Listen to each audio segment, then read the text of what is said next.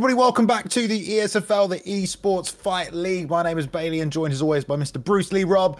And we are back for a brand new season, if you can believe it, ESFL 176, Rob, mate. 176 official shows now. Wow, that's a lot of shows. Happy to be here, Bailey, and I can't wait for this show today because it's going to be electric. We got some big fighters on the card, Bay. Hell yeah. If you didn't catch last season, guys, we crowned a champion. They were sent the official ESFL title. The same thing is going to happen this season. So thank you for joining us for the start of a brand new one. To kick things off, Rob, we're going to crown a champion tonight. We don't have one. GOAT 1099. He defended the belt most last season. He's the reigning champion. He unfortunately can't make it this season. He's not here, at least for the opening of this season. So the belt is currently vacant. We're going to strap it on someone tonight. Now, if you don't know how it works, the ESFL seasons in UFC 5 so far, the more title defenses you get, well, the more likely you are going to take home the belt at the end of the season. So everyone who gets the title or wins the title, the amount of title defenses, the amount of times you remain a champion, the one who holds the belt the most is going to take home the title at the end of the season. That's basically how it works. And we're kicking things off with 8 PlayStation events, the first of which is happening today, and then we're going to do 8 Xbox. So, Rob, today we're going to crown a PlayStation champion.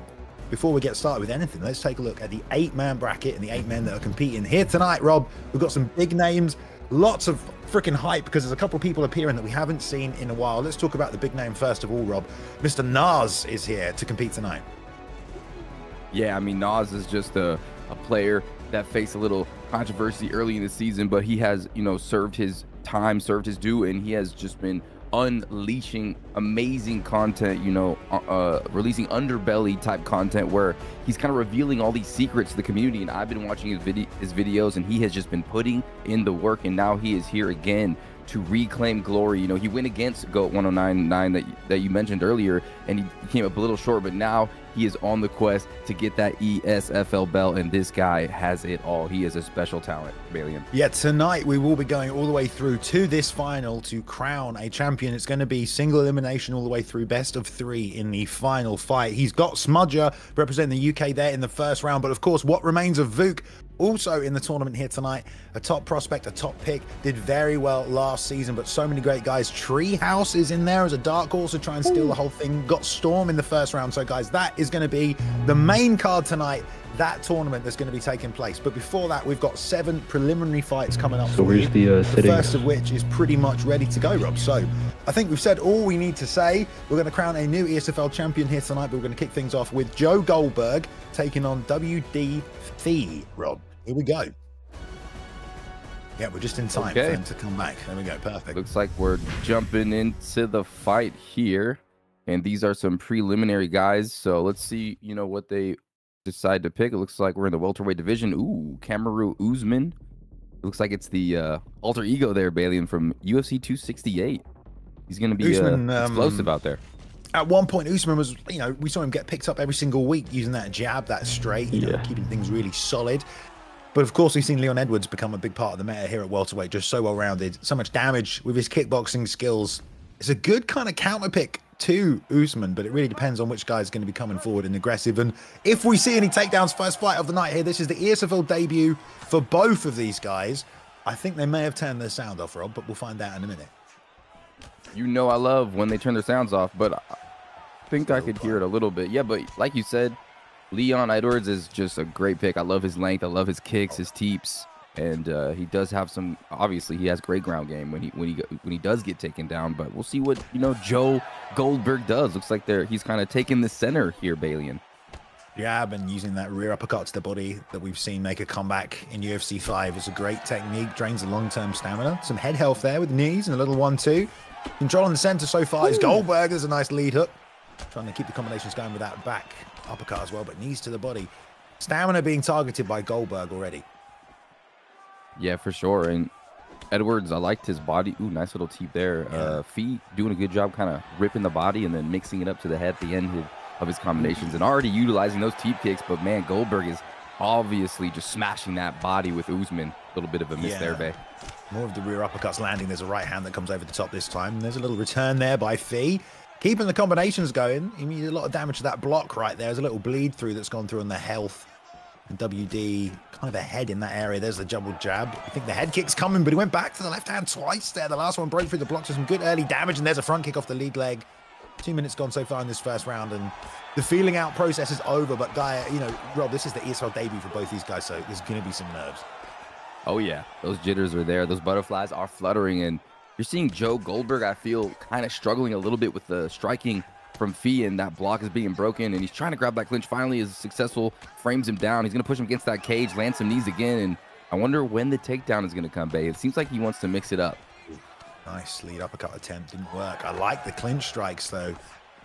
Circling while he's throwing them, and we know that's a high damaging move with the Leon Edwards pick. Goldberg trying to chain the combinations together. They are exchanging though, Rob. I mean, they're both taking damage. There's the overhand. Nice job. He almost weaved into it and goes back to the body there with a few shots. Good pressure from WD, and that's going to score big, especially when we talk about taking this round, Rob. 100%. First rock, big overhand, and now WD is starting to cook, landing those body shots. He looks real comfortable, kind of just standing right in front of Goldberg, kind of daring him to throw shots, and he is just ripping combinations very comfortably here.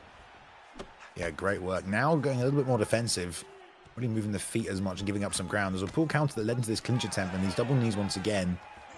Joe Goldberg really trying to take advantage of everything he can. There's some counters to that clinch attempt. I like that, but he does get the trip off and the late denial. Back to the feet here with only 30 seconds left in this first round. Just a case of doing just a little bit more damage where you can. Long-term stamina, it's kind of the same here, Rob. Yeah, pretty even on stamina. Oh, lead uppercut. A little bit of a beautiful little late rock there by Goldberg, Bay. Good stuff. He needed that. Watch Definitely out. Did, and good job cancelling the kick there as the flying knee came out. Very close first round to get things started. If you're joining us here, some of you are filtering in ESFL 176 with an 8-man tournament tonight. We're going to crown our champion at the start of this season. Someone will take home the belt. We've got the return of Naz, along with many other great fights here tonight, guys. But round one over, Goldberg and WD. Are we still leaning WD after that first round, Rob? It was very close. Oof. Yeah, I think so. It looked like they showed the scorecard, 22 significant strikes, 20 seconds to Goldberg in control, but I mean, that was just clinch control. So yeah, WD with the first round, and there's the takedown. You know, Joe I don't feel like he's comfortable in the striking from what I'm seeing. He did land a nice uppercut, but it seems like WD is in the flow state here early base. So I want to see Joe try to get this fight to the ground if he can. Yeah, I mean, I think some of that is just the animation set that you have with Usman. You know, he's got long arms, and really you can only get the boxing going. You have a lot of kicks, so you can look a bit awkward in there when you're trying to get that work in. But just as you said it, Rob, he's done it, mate. There's the takedown. I'm sure you love that on the back as well. Lots of options here. Let's see which man tries to transition first, and it's a denial right there from Goldberg, which is good. He's going to take the top mount position. We're going to get a posture up here, though. This is like one of the most dangerous positions in the game. You know, people would always complain about the full mount. Now it is OP. So you got a lot of submissions from here, and he's just kind of building that GA bar at the top, and then he's going to try to transition up or down and posture up and land bombs. And he's being patient. Yeah, being patient from the top and from the bottom here. Fee just trying to cancel those animation transitions out to half guard here. Joe goes with the posture up and gets it here. Some left hooks and the straights coming in there. That's big damage. Goes straight through the block. Head health melting, Rob. Yeah, this is so scary to be in, especially in the esports fight league with an Usman on top, fresh, landing shots, straights, hooks, and they're landing, and they're devastating, Bay. They are devastating. Absolutely left. Oh, he's up. Right hand just lands right there as well. Man, close fight up until that point, really, where it was really a lot of big damage that's going to equal out everything that's happened on the feet so far. There's a 1-2 down the middle of the lead hook, though, just drifting short.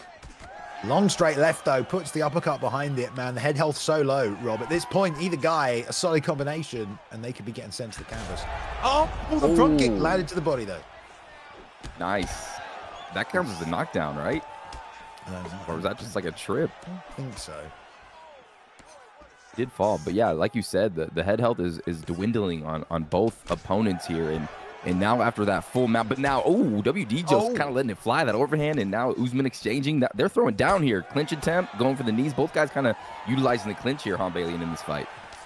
Yeah, you know what? It has been a very good mix of the clinch, which has been great from both guys able to utilize it. Even if there's a couple of knees here and there, it's something that you can do if you find yourself at a range you don't want to be as they continue to exchange on the inside. It does feel like with only 45 seconds left in this round, though, someone is going to take another big shot. 1-2 down the middle. That's half the head health gone for Fee.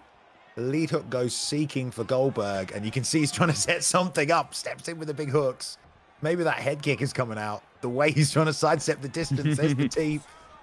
Full counter does nothing, and they throw, but the block's up. Couple nice binks there from Mr. Usman. And now you're, man, he's really, WD is really trying to wing that left overhand. He's been successful with it throughout this fight. And look, Kamaru Usman may be sneaking round number 2. We might be in a 1v1 situation here, Bay. We might be. We might be. It's a very, very close round as well. Lots of damage was done, though, by Goldberg coming back in it with Usman. We'll see who's taken less. I was going to say recovery's going to play into it, but it does look like Fee's a little bit ahead, gets the trip off, but he's straight back to the feet here. Push up against the fence, goes for the single collar, breaks, but still against the fence. Gonna get some combos, but pulls the uppercut. Beautiful. Hits the single leg into Psychotron. It was beautiful, Rob.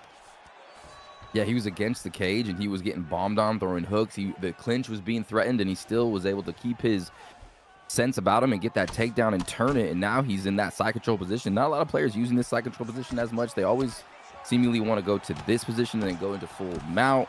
So we'll see what he decides to do. But having Usman on top of you, Bailey, with 4 minutes left with the round so close, this is scary. And there it is. Full mount has been activated. Yeah, full mount now. Best place to be. He's going for the arm triangle, though. Okay, half stamina. Oh, Rob, this is a big advantage for Goldberg. Why not look to try and finish out the fight? Got it. That has been so close. There's one midge off the defense bar, though. I mean, that's about a third gone. He might just sink 2 more in unless he can get a bigger stamina difference when he locks it up. Yeah, and locking that in takes away stamina, takes away arm health, and now I think it takes away head health as well, if I remember correctly. And now look at the stamina advantage already. So on the ground, Bailey, Usman is going to have so many advantages here as the time is ticking, and WYD is going to be panicking right here. He needs to stay cool, calm, and collected and be technical and mechanical and get up. Yeah, man. I mean, like you said, the clock is ticking down. 2:30 goes for the hip fake there. Just trying to build some GA. Both men are by striking. And he's going to stand up from Herb Dean coming in to save the day. This is where the head kick might need to come in clutch. But honestly, I do not know who's winning this one. When you know, as commentators, it's hard for us to score. We just call the action. There's a right hand that gets through, though. Fee has to be careful, and it's definitely the best shot that Goldberg has been landing, that long right hook that goes seeking. The jab, though, at this point with such little health, can really, really help out instead of these longer shots. We'll see who can break through the block first, though. Lovely hook after going to the body. Oh, man, they're just letting it fly, but WD able to connect, and he's just throwing everything. But the pull counter, the pull. Like I said, it's always a pull party in the ESFL, and this is just crazy. They're just going after it now, clinching, throwing. They're just winging punches now, Bailey, and just going crazy. There's that long right hook we talked about. He pulls, but there's no stamina left in the tank. Rolls under the lead hook right there. The jab comes out, which baits the left, and he throws a forward moving slip hook there, but that right hand comes back from Goldberg. A minute left. Fee feels like he needs to finish. There's the right hook one more time to the body left hook. Puts him down, Rob. What a finish. Great combinations. I think Fee was trying to push forward to get that finish because he felt like he wasn't going to win. But great combinations there to finish the fight. Just an amazing end, an amazing conclusion to that fight, because you saw WYD, he felt, and I felt too, that he was kind of losing after that arm triangle in the third round. You know, the fight was really close, so he just bit down on that mouthpiece. He came forward, and he started throwing crazy combinations, but he was being pretty technical, Bay. He was moving his head, he was pulling the pull, but that my boy Usman, aka, what was his name, Balian? Joe Goldberg. Joe Goldberg was, I mean, he was just throwing stationary power hooks with Usman, and he just connected in the middle of an overhand or some sort of technique, and that's max vulnerability, and that's all she wrote. What an opening to the ESFL new tournament season, baby. Yeah, man, that was a beautiful knockout. Great drama in that fight, very backwards and forwards. We're trying to get all the clips out as well, so if you do see a knockout you like tonight, don't be afraid to clip. We'll definitely give a prize out to anyone who records or clips the best knockout so far tonight, definitely. And there are prizes going out to the fighters here tonight as well. Of course, Boilers bonuses on the line for performance of the night, knockout of the night, things like that going up tonight as well. And of course, these guys, you know, there's prizes for these guys if they get 5 wins, if they compete 5 times this season. There's a lot of cash prizes going around this season. It should be good. If you're just joining us for ESFL 176, we are kicking things off with an 8-man tournament this season to crown our PlayStation champion. Is going to be a good one. We'll bring the bracket up after this next fight, Rob, because we're still on the prelims. So let's keep it moving. They're ready. We're going at middleweight. We've got Cooked taking on Vader, which is going to be great. Let's go. All right, guys, here we go. Cooked versus Vader. Looks like a little bit of a higher ping fight. It's kind of spiking crazy, but it's all good. You know, they got to do what they got to do here in the Esports Fight League. Both guys have a win on each other. And it looks like it's going to be in the middleweight division. Fun. Are we going to see Dricus versus Israel? Looks like it, Bailey. I love it. I'm hearing some corners. Or is that us? I'm hearing us. Yep. They just can't get enough of the ESFL, man. You know, they're tuning in. Everyone's tuning in. Tell your friends. Like the stream, all that stuff. Let's go. Okay, here we go. Second fight of the night so far. Cooked with the Dricus du Plessis pickup in the red gloves, taking on Fortify or Vader in the blue corner here as well. With the Adesanya pick, interesting matchup. Both can kickbox. We'll see how the outside game plays. Vader with that lead body kick early to the liver. Nice bit of work. But the long straights and shots of Dricus, really good for covering that distance. Man, so cooked with Dricus, kind of fighting like Dricus, just kind of coming forward, throwing a couple shots, and just really putting on the pressure. A fake takedown attempt there. Yes, and then the real takedown attempt to the center as well. Doesn't want to give him anything to do with that cage. Problem is he lost a little bit too much stamina by prolonging the carry, right? And so when he hit the mat, that transition to get back to this position was a little easier. He doesn't hit the snap down, but he's going to go straight back to the body lock. Can't get it with the under over, and there we are, breaking away. Good defense. Watch out for that knee. Vader able to get back to his feet, where Israel Adesanya shines. But it just seems like So Cooked is being aggressive, and he's being first here, Balian. Yeah, I like it. Well, So Cooked feels like he's in control, it seems now, especially because immediately now the thought of the level change is coming in for Vader. He has to worry about the exchanges. He has to worry about these takedown fakes as well. It'll start switch here from Cooked, but Vader doing a good job with those long straights and those teeps. Now jabbing the body as well, just touching his man, and then he's going to be able to land these more meaningful shots. And when you're coming straight forward like that, Rob, that teep is so effective.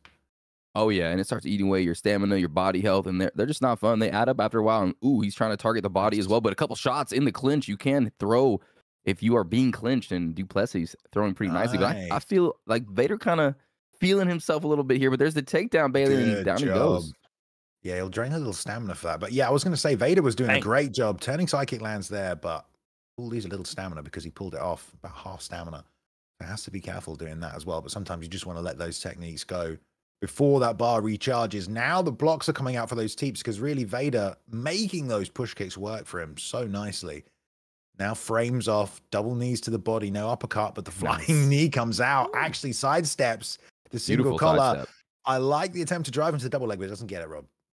Yeah, like beautiful defense, beautiful sprawl. Both these guys making on-the-fly adjustments, both very prepared for this, but you are seeing Israel Adesanya on top. Vader doing very well. And I was really liking Bailey and what So Cooked was doing. He was doing a lot of in and out movement, trying to bait out. I'd like to see him do some side steps and try to avoid those teeps. But right now, Vader is in control. Trying to build a little momentum there by hitting that half guard to the side, posture up right there. And the stand up, Vader doesn't want any of it. He has lost a lot of stamina, and I wonder if it's because of these grappling exchanges. Again, he takes the takedown into the right hand. Didn't really do a ton of damage, but it's going to cause a lot of confusion.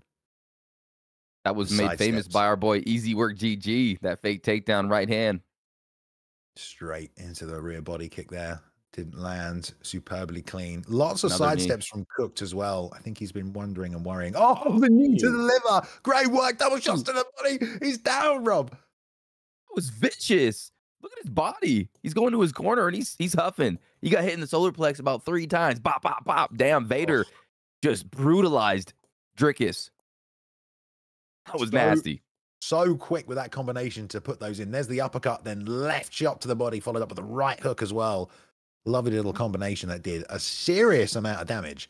DDP with the chin and with the recovery stat is going to help definitely in this fight. Stamina advantage, though, in the favor of Vader in the Adesanya corner, definitely with all those teeps. And then the body rock at the end, going to take chunks out of the long-term stamina. And look at the damage to the body as well. It's pretty high. Oh, liver shot, Rob. Speaking of that, just drips him. He's going down again. Oh, he's going for the armbar. No, he's all over him, Bay. Look at his stam. And he's going to get it. There we go. He's going to stretch it out. There's hardly any movement though on the stamina bar, man.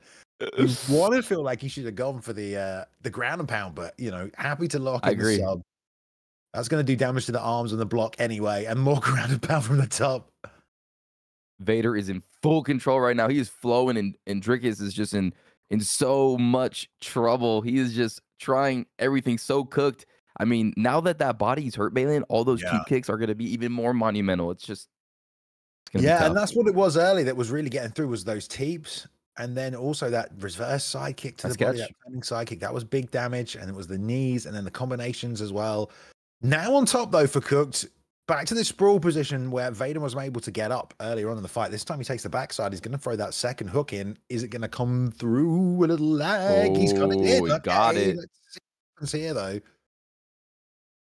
He's Oh, he's flattening flattening him him. out. Oh, this is bad. They can get some big damage off here. Shots are going to break through that block pretty quickly, as we have, again, just a little bit of a lag on the stream. But, oh, he's back up. Well recovered. And, no, he's flattened out again. Oh, dear. It's looking like IHOP in here with all these pancake flattenings. I mean, Vader the doing block well. is, I mean, is holding Ahsoka's out. doing well. Like, yeah, the block is holding Yeah. out from Vader. And I also don't think it doesn't help that at this point, there's not a whole lot left in the tank of Cooked. So when he's posturing up, it's not getting too much damage off. Yeah, 100% Balian. It's going to be a lot more difficult for him to do anything substantial, and a nice little That's takedown. true. And Every time. yeah, Vader sprawls out. He's against the cage, so he's going to be able to. Oh, he's going for a Darth choke, but defended Nice. well. That's going to get stuck. No, he didn't get the snap down. Granted, it's very quickly hard to do sometimes against the cage in that position. Now we're here with a minute 30 in this round. That body is cooked, Rob. Double knees to the body. Uppercut. He's going to go back down low. Lead uppercut there as well. And more shots. This is real, real bad. This is terrible. He's got to Oh. defend that body. Oh, no. Man. Oh, He's no. getting clipped. Oh, this is a He's massacre. getting dinked. This is a massacre. Blocks that body shot. He has to go forward. He cannot go backwards. He Bang. has to time things and move forward. If he keeps moving back, this fight is already over for Cooked. And that's what he's minute doing. left He's in kind this of plodding round. forward. Nice block. That body shot, though. He has to go first as well, maybe, Rob. Oh, Oh, man. Vader is just connecting wherever his block is not. He's cracking him with that lead uppercut and comboing it into the body, Balian. what a compromised spot to be in. Bang. In a fight, one knee to the body puts him in a rough Oh. state. He's dropped one Oh, more my time. goodness. Going for the ground and pound, but he might survive this still. Can he frame? I don't think he will, Rob. This is going to be Oh. it, surely. Oh, he's alive. He's in it. He's a Wow. survivor. He gonna get up. I He's can't a believe survivor. that. Man, this is a cool fight. I mean, it's fun to see someone's body just get absolutely obliterated like that. And I wonder what Dricus's body stats are, because man, it seemed like that knee just changed the whole fight in the beginning of that round, or was it the last round? Yeah, That I mean, knee you got just to look at boomed. the shots before that, right? There was a lot of those front kicks, and there was that Mhm. big reverse side kick to the body as well. I think he jumped as he moved forward into that one, so that would have taken a big chunk off. But it's accumulation from the body shot combination as well that did a ton of damage. But yeah, that knee. Oh, the flying knee Flying this knee. time. Oh, this is clinical. Oh. This is precision work. Vader targeting. Oh, and He's going for drilling him. another armbar. Why not? Oh my God, he's still in it. Is he still in it? Adesanya has been working on his jiu-jitsu, Dude, this is brutal. letting his Vader was hands fly. Still got stamina enough Elbow. to ground and pound. There's no stamina whatsoever in the tank of Cooked, but he's still in the fight because Vader's letting him up. I feel like the wheel kick's Man. coming. Oh, left hook lands. Looks like Vader's just trying to punish him here, Balian. Just straight punishment. The uppercut might be his only option. His only chance of Oh. anything. A slip uppercut as he times the body shot. That's the only option here for Cooked. If he Oh, can get something man. crazy up. Apart from that, it's definitely Oh. over. There's one more liver shot. And now they're faking him out. He goes back to it anyway. This is getting hard to watch. Question mark. Yeah, Vader just playing with his food, it feels like at this point. But credit to Cooked for staying in the fight, Rob. For sure. He's doing everything he can. He's walking forward. He's trying to block that body, but bang, another Ah. body shot connects. And it looks like Vader's looking for some sort of highlight KO here. Oh, big right hand rips it. Oh, Oh, that tries was to come over nice. top with a question mark off the lead hook to the body, which I didn't even know you I'm could stealing combo that. into. There's so Yeah, I'm stealing little that. body health. Oh, wheel kick. We said it was coming out. He's a How is spinner. he still in this fight. This is how tough DDP is in Trickus. this game. You The got durability. the Oh, my push turning goodness. sidekick would have been beautiful. Oh, there we go. Fatality. Oh, the double flying knee gets the job done. In the third round, somehow Cook surviving all the way through in our preliminary bouts here before our 8-man tournament here tonight. What a performance, though, from Vader or Fortify, man. I mean, he was clean in some of those combinations. Yeah, he was very clean, and he showed that he could, sprawl, he could defend the takedown, he could get back up, and he was just in flow state. And man, those body knees, those spinning back kick to the body, his body punishment, his combinations that lead Oh, uppercut into the body with the flying knee. I mean, look at the blood out of Dricus Du Plessis' face. Oh, he broke his neck. I wanted the Then- finish off that push, spinning or turning side kick to the body he threw right at the end.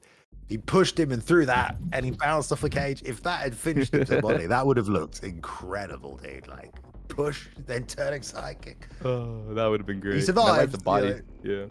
Yeah, would Body shot head kick was pretty nice too. I didn't even. I like mean, you the said, whole you can performance combo was that. pretty nice. And you can Yup. usually there's an old saying in these games that it's like you can tell how good a player is by how well they survive when they're hurt. Do you know what I mean? And credit to Cook right there. He survived for a long time when he was hurt, down and out. He kept adapting his offense and changing up the defense to try and not make it predictable, but the damage had already been done. Very hard to come back from a deficit like that. And clinical striking at the end of the day from Vader. So there you go. Gets the job done, Rob. And we're moving on. We have 1, 2, 3, 4, 5 more preliminary fights before we move on to our tournament here tonight. So thank you for joining us if you are just arriving at ESFL 176. We're going to move to bantamweight now, Rob. Two guys that have been around for a fair amount of time. Please tell us about Kahan taking on Driz. All right, here we go. We got Dangerous Kahan. We know what he's all about. He's coming with Merab Develeshvili. And this guy is just a monster. He's a machine, a cardio machine to overwhelm and drown his opponent. This ping is looking great, guys. And Sugar Sean, I think Sugar Sean is the most dangerous pick in this. Yeah, that's what I thought. Cody Garbrandt gonna counter that, but the length and the speed and the accuracy is just so hard to deal with Sean in this weight class. Cody Garbrandt is the best pick in the game. I've been saying it for years. I've been saying it since UFC 3. I'm still going to say it. It's the best pick in the game if you play him properly. If you lose, it's because you didn't play him properly. You know, it's nothing to do with Cody Garbrandt. I'm just joking. All right, here we go. Third preliminary fight of the night here, ESFL 176. We will be crowning a new PlayStation champion here tonight, so keep it switched in. But these preliminary fights have been good so far. Kahan locking in the vintage Cody Garbrandt with the hand plant roundhouse, excuse me, to the body. As Driz Season picks up O'Malley. Nice right hand there. This is what Cody's got to do. He's got to stay in his face. He cannot let Driz Season establish a range and teep and kickbox. He's got to be in the pocket because Cody doesn't have the longest arms, Balin, but he's got a lot of power in those hands. He needs to keep that head movement going as well. Right now, we're not seeing too much of it. Everything's bouncing off the block, and it will add up. You definitely don't want to be at the optimal range of O'Malley either when those snapping long straights come out. So taking a little step to the inside where Cody's arms can work for him is better, but he has to move his head a little bit more, Rob, for me. I think too much is landing on that block. Definitely. He's relying on that heavily here, trying to just suffocate Driz and really pressure him and dare him to throw and try to connect with Cody's power. Throwing a double jab. Nice slip, though. There, Balian from Sugar Sean. Oh, good body shots here. And that was better because he slipped and then hit that combination on the inside. So Kahan really defense first to get to the inside and then rip, if you ask me. But so far doing a great job. Push teep is going to help him create a little bit of space, get O'Malley where he wants him against the fence, where Driz can't let those long combinations go. Nice pull counter, rear uppercut to the body, gets blocked though, and counters back with a straight from Kahan. That was nice reactions there. Yeah, he really is just kind of standing in front of him and just kind of relying on his blocking, and he's not really moving or using too many side steps. Yeah. It's an interesting strategy. We'll see how it plays out. Cody has fantastic head movement, some of the best in the game. So you really do want to kind of be using that. Like there, took a three-piece all on the block. This is what we're talking about. Like that's going to add up. You know, and he could have moved his head after the first strike came out. Again, took both of those on the block, Rob. This is just making me a little nervous that Driz is going to break through eventually. There's the overhand, and now block breaking a little bit. The damage bleeding through in the head health. Yeah, this doesn't look like it's going to last too long. This first round, his durability on that block is going to hold up, but as Driz Season connects, it looks like he's throwing those overhands perfectly timed. But here we go. Okay, a little block breaking from Kahan now. Yeah. Moving the head a little there on the inside. Long teep, definitely nice from Driz. More of that. Some leg kicks wouldn't be too bad as well from Kahan, just to mix things up. You can do some big damage, offset the rhythm, give you space to close the distance. Now the head movement coming out a little bit more, but if you ask me, it's a little too late. Rob, he's already taken a lot of damage. To be fair, he's done a lot to Driz as well, and there's a lead uppercut and an overhand that breaks the block. Right hand into the straight off the head movement, which we love to see. That kind of evened it up a little bit there. Bay starting to connect himself, landing his own combinations. I'm liking that. Oh my goodness. Beautiful liver kick. Oh my goodness. Moving backwards as he overextended on the combination slightly. By draining that stamina with the hand plant to the body. And that's the risk sometimes with those spinning techniques. The stamina cost is a little bit too much. It's literally, sometimes Rob, it's a difference between like having this much stamina after you finish a technique and having this much stamina. And you get hit with a body kick and you get rocked, and that's what happened. Oh. Yeah, and that's another example of a lot of players targeting that body and looking at that stamina, maybe Balian, and now the stamina advantage is for Driz Season, who's looking so good in this fight. Both guys are looking good. Kahan's coming forward again with that pressure style, trying to create chaos on the inside. This is nice from Kahan, right in the face of Driz to start off this round. Let him know that the damage is going to keep coming. Just needs to keep moving that head a little, Rob. There's a slip straight right there from Driz. Nice work. Oh, and a left hand that lands. Oh, he's a punching bag in there, Balian. He's a punching bag. The hand speed of O'Malley doesn't necessarily help either. It's hard to deal with, man. Oh, nice roll underneath. And this is, again, this is the difference we're seeing on the inside. The head movement from Kahan is few and far between compared to Driz, who's slipping and ripping and landing counters, and even just little slips like that gives him breaks and space to set up those kicks. It's good work from Driz off the back foot. It really is. 100%. Here we go. Boom, body shots, though. Driz Season connecting, both standing their ground here inside this pocket. Oh, nice. Good little slip there. I would have liked to see a hook there, but the straight's nice as well. As long as the head movement's coming, happy with that. Pushes him to the fence. Now he can try and crowd a little. Doubles up on the body shot there. Block comes out. You see a southpaw switch with Driz, who again gets on that pull counter, hits the left straight. That's nice. Gets that little bit spacing, needs to get the double jab at the end of the block, which is now lower than the head health, which you really never want to see on that block bar. But this is reality. It's all been bouncing off that block for Kahan. He has done a lot of damage to Driz's block as well, though. Yeah, this is getting very interesting. Any moment now, these combinations from Driz are going to just detonate the already weak chin of Cody Garbrandt. And that head was getting so low, man. It's not looking good. Now he really needs to move that head, Rob, because he can't take these shots. He cannot take these shots on the block. The block is non-existent. He has to move his head. There's a straight jab that puts him down. Oh, this is going to be it, boys. Doubling to the body. There's a left hand off the jab that sends him to the mat. That was a beautiful shot to finish, but great contest between both guys. Both guys had some really cool moments in that fight, Rob. Both guys had some cool moments. Let's get a clip on that knockout, please. Someone clip that. Jeez, sorry. Clip that. Clip that bleep. Yeah, that was a sick fight. You had Rayhan just Kahan coming forward, just throwing shots, really trying to test the block, trying to test the boxing, the inside fighting of Mr. Driz, but Driz just handled it well. Sugar Sean's so dangerous in this weight class as well, and he was just slipping and ripping and dipping, and you know, like you said, Balian, expert analysis, that block just got deteriorated and it got exploded. Yeah, I mean, you can kind of tell early on, really. I mean, everyone obviously has their own fight style, but the head movement it just wasn't there. And in the face of a guy like O'Malley, who's going to pepper you non-stop, you know, you really got to move that head if you're getting on the inside. If you're not going to use footwork to get away from the punches, then you have to use your head to get away from the punches. Otherwise, you're just going to eat punches, dude. Like, you know. For sure. And eating punches is never fun. Nobody likes it. It hurts. Not really. No, it does. It does. Even in that's how it works. Anyway, right. Okay. Let's move on. We still have more preliminary fights still to come. This is Points Welter, which I believe, what is this? Italian. We're coming in now with Davey H and Monjax. It might be Espanol. I believe it's Espanol. I don't know. Either way, we're going over there. I'm getting distracted. Let's go. Davey H. My man's a grappler. This must be He's French. Gonna pick Belil. Is it French? It is. How do you pronounce that name there in a French way? Which name? Monjax? Yeah, that was pretty. That's pretty good, dude. Yeah. You'll give you points for that one. I like that. I appreciate Apparently, that. chat's saying this is going to be a banger. Shout out to everyone in chat here tonight, by the way. I see Drake UFC. I see Storm. Lots of lovely people in the chat. There's on Mars in the chat earlier, the NATO twins.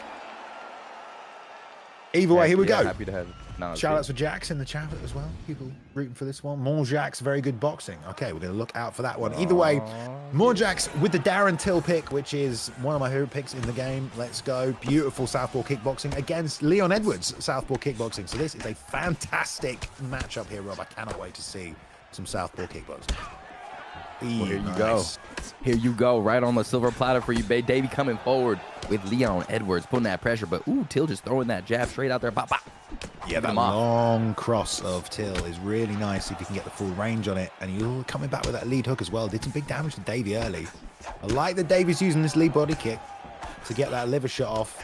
It's long, it's quick, but he's taking all these strikes on the inside, Rob. Oh, yeah, Moonjax is cracking him just dot, dot, and then going to the body, dot, dot. He's beating him up, beating up that block, and he's scoring well. Moonjax on fire. Yeah, that long straight left is a real big weapon for Darren Till. I like the body work now, though, from Davey, who's mixing things up. Nice teep. More of that is going to help him, as long as he's not just walking into boxing range where he's taking these shots down the pipe before he can let anything off. And the problem with Davey is he's not really jabbing or anything, Rob. He's not really setting anything up first. He's just trying to throw something else.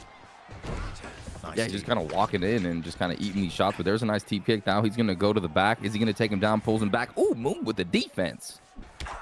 Yes, indeed. He's probably going to want a stance switch, which is going to give him a second to fire off a kick maybe, but there we go. Sticks it to the body. Nice teep up there as well. But Moonjax now pressuring. Tries to hit the uppercut, does Davey. Slip. Bang. There, but no straight.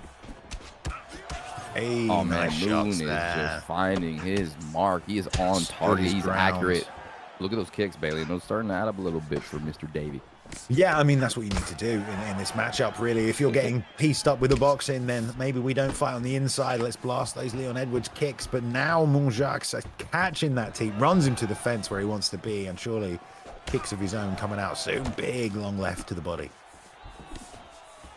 Nice little jab, straight, digging to the body. Nice. Watch out. Nice 1-2 head kick there from Davey. Really Beautiful. well done.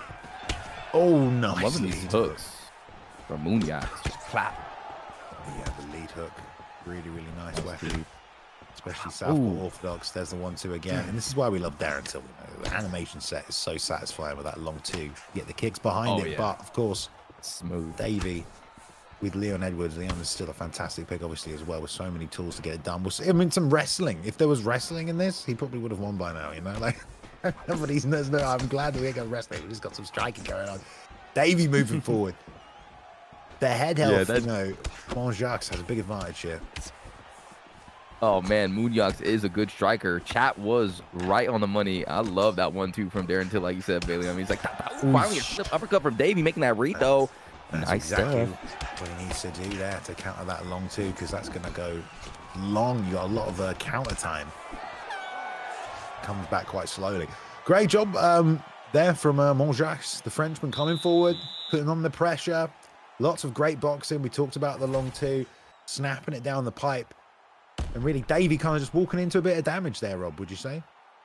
Yeah, I would agree with you. Kind of walking in without setting anything up, and Moonjax is making him pay, just unloading on him with beautiful accuracy. And Davey is getting beat up in this fight early. Davey's getting beat up. Yeah, maybe a little adjustment. We'll see if he can bring the wrestling. That would definitely help. But really, I think if he can't outbox here, then he needs to try and attack from the outside a little more. Lovely Muay Thai combination right here. I'm wondering if Moonjax is trained here, man. I'm seeing some traditional Muay Thai combos coming up from this guy. Oh, it's a left hand that lands beautifully. Go back to the body as well. Chin check. Nice. Precise jab. Lead uppercut at the end of it. Mixing up the timing of that combination of when that final shot came out in the 3-piece. And there's a left hand as well as Davey's head health is going down. Straight lead hook. A straight head kick surely for the finish, but he doesn't throw it.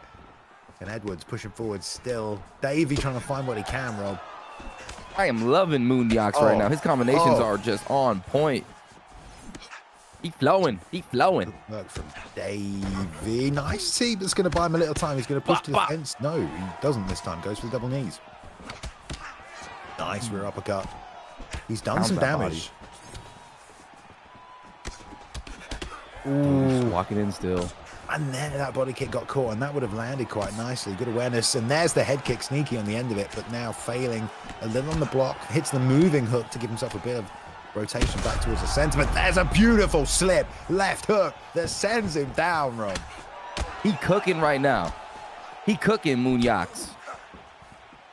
And the long straight left, so nice from Till. This is why we wanted the Till alter ego, you know. Oh, the left hand, the head kick on the end of it. What a beautiful combination. Doesn't finish the job, but it was so nicely thrown. Another catch to the body. Great work defending those kicks. All fight from Monjax, who now has Davey against the fence. Gives him a bit more space. Backs off, overextends a little with the straight. And eats a knee. There's the head kick, though, from Davey, who throws it out there. Now the elbows are coming out, toe-to-toe for both guys. Lead hook coming out now to the body this time. Monjax standing toe-to-toe with Davey. Rocks it to the body, Rob. Oh man, Moonjax found his mark on the body too. Now the body's hurt, the head is hurt, everything is failing Mr. Davey, and now Davey's getting obliterated. Here comes Moonjax, barely misses that. The Terminator Moonjax, the French Terminator. Somehow Davey is still in it. He's walking forward into all this damage coming out. Staying in it, just gets out of the way of the wheel kick, changes back to orthodox. Another lead hook drops him, and no follow-up from Monjax, who doesn't seem to want to, get the ground and pound. Wants an actual knockout finish here tonight. Wants a boiler's bonus for himself, perhaps. You can't help but feel a 1-2 head kick is coming, Rob. Ooh, you think so? I mean, that's a nice technique. It's risky though. Boom, straight to the body. Moonjax's striking is beautiful to watch. Oh, body kick connects, lands. Davey in trouble. He's breathing heavy. He's buckling. Balin, he's buckling. It's a beautiful liver kick that started it off. Davey somehow still staying in this fight. I mean, he has taken a hell of an amount of punishment. More catches from Moonjax there. Catching the kick, but he's got 5 seconds. He might survive the round. He's going to survive the round, Rob. Barely survived the round. And it looks like Moonjax's body's taking a little bit of damage. So maybe a miracle, a magician can come out and help our boy Davey here, and maybe he can get that body a rock and go to a flying knee knockout. But I don't see anything else. I don't see any more paths of victory here, Balian. Yeah, well, it's bad to be in this fight for you, Davey. You've taken so much damage. He's still trying to push forward toe-to-toe, and in doing that, he's obviously just welcoming more damage, trying to find a slip, perhaps, and make a read. But Monjo just being so patient even now, Rob. Yeah, just kind of just being so methodical, just standing his ground, throwing beautiful stuff. There's a nice pull from Davey, still trying to damage that body. And those knees are connecting, and they are adding up. But man, the health, anything is going. He's so brittle. He's a glass jaw and he's got glass abs. Here we go. More clinch work. Double knees though from Davey. This isn't too bad. Sticks it with the jab, follows up with that rear uppercut. Lead uppercut just misses. Rear uppercut comes back though with a long straight right, just out of range from Monjax. Now those uppercuts are landing. Jax going toe-to-toe on the inside, but there's the lead uppercut. Doubles up on it with the 2 behind it. Southpaw switch for those kicks. Surely, but rolls underneath. Davey's staying in it desperately. Yeah, Davey's ducking under and cracking that body and just doing everything he can to get this body rock. But I mean, Moonjax, knee right up to the face. There's a wheel kick in there somewhere. It does feel like the Monjax wants a particular finish. Got rocked with the elbow, though, in tight. Another uppercut to the body yet again. Pulls back the kick. Davey's looking for an answer, but he won't find it there with the left hook over the top that gets it finished after a dominant performance, Rob. Clinical with Darren Till here tonight. Taking out a Leon Edwards pick. Yeah, I'm a Moonjax fan now. This guy's got clinical, phenomenal, patient, beautiful striking, and damn, that was a dangerous Davey. You seen him, he was trying, he was moving, he was being strategic, he was hitting that body, but damn, Moonjax is good.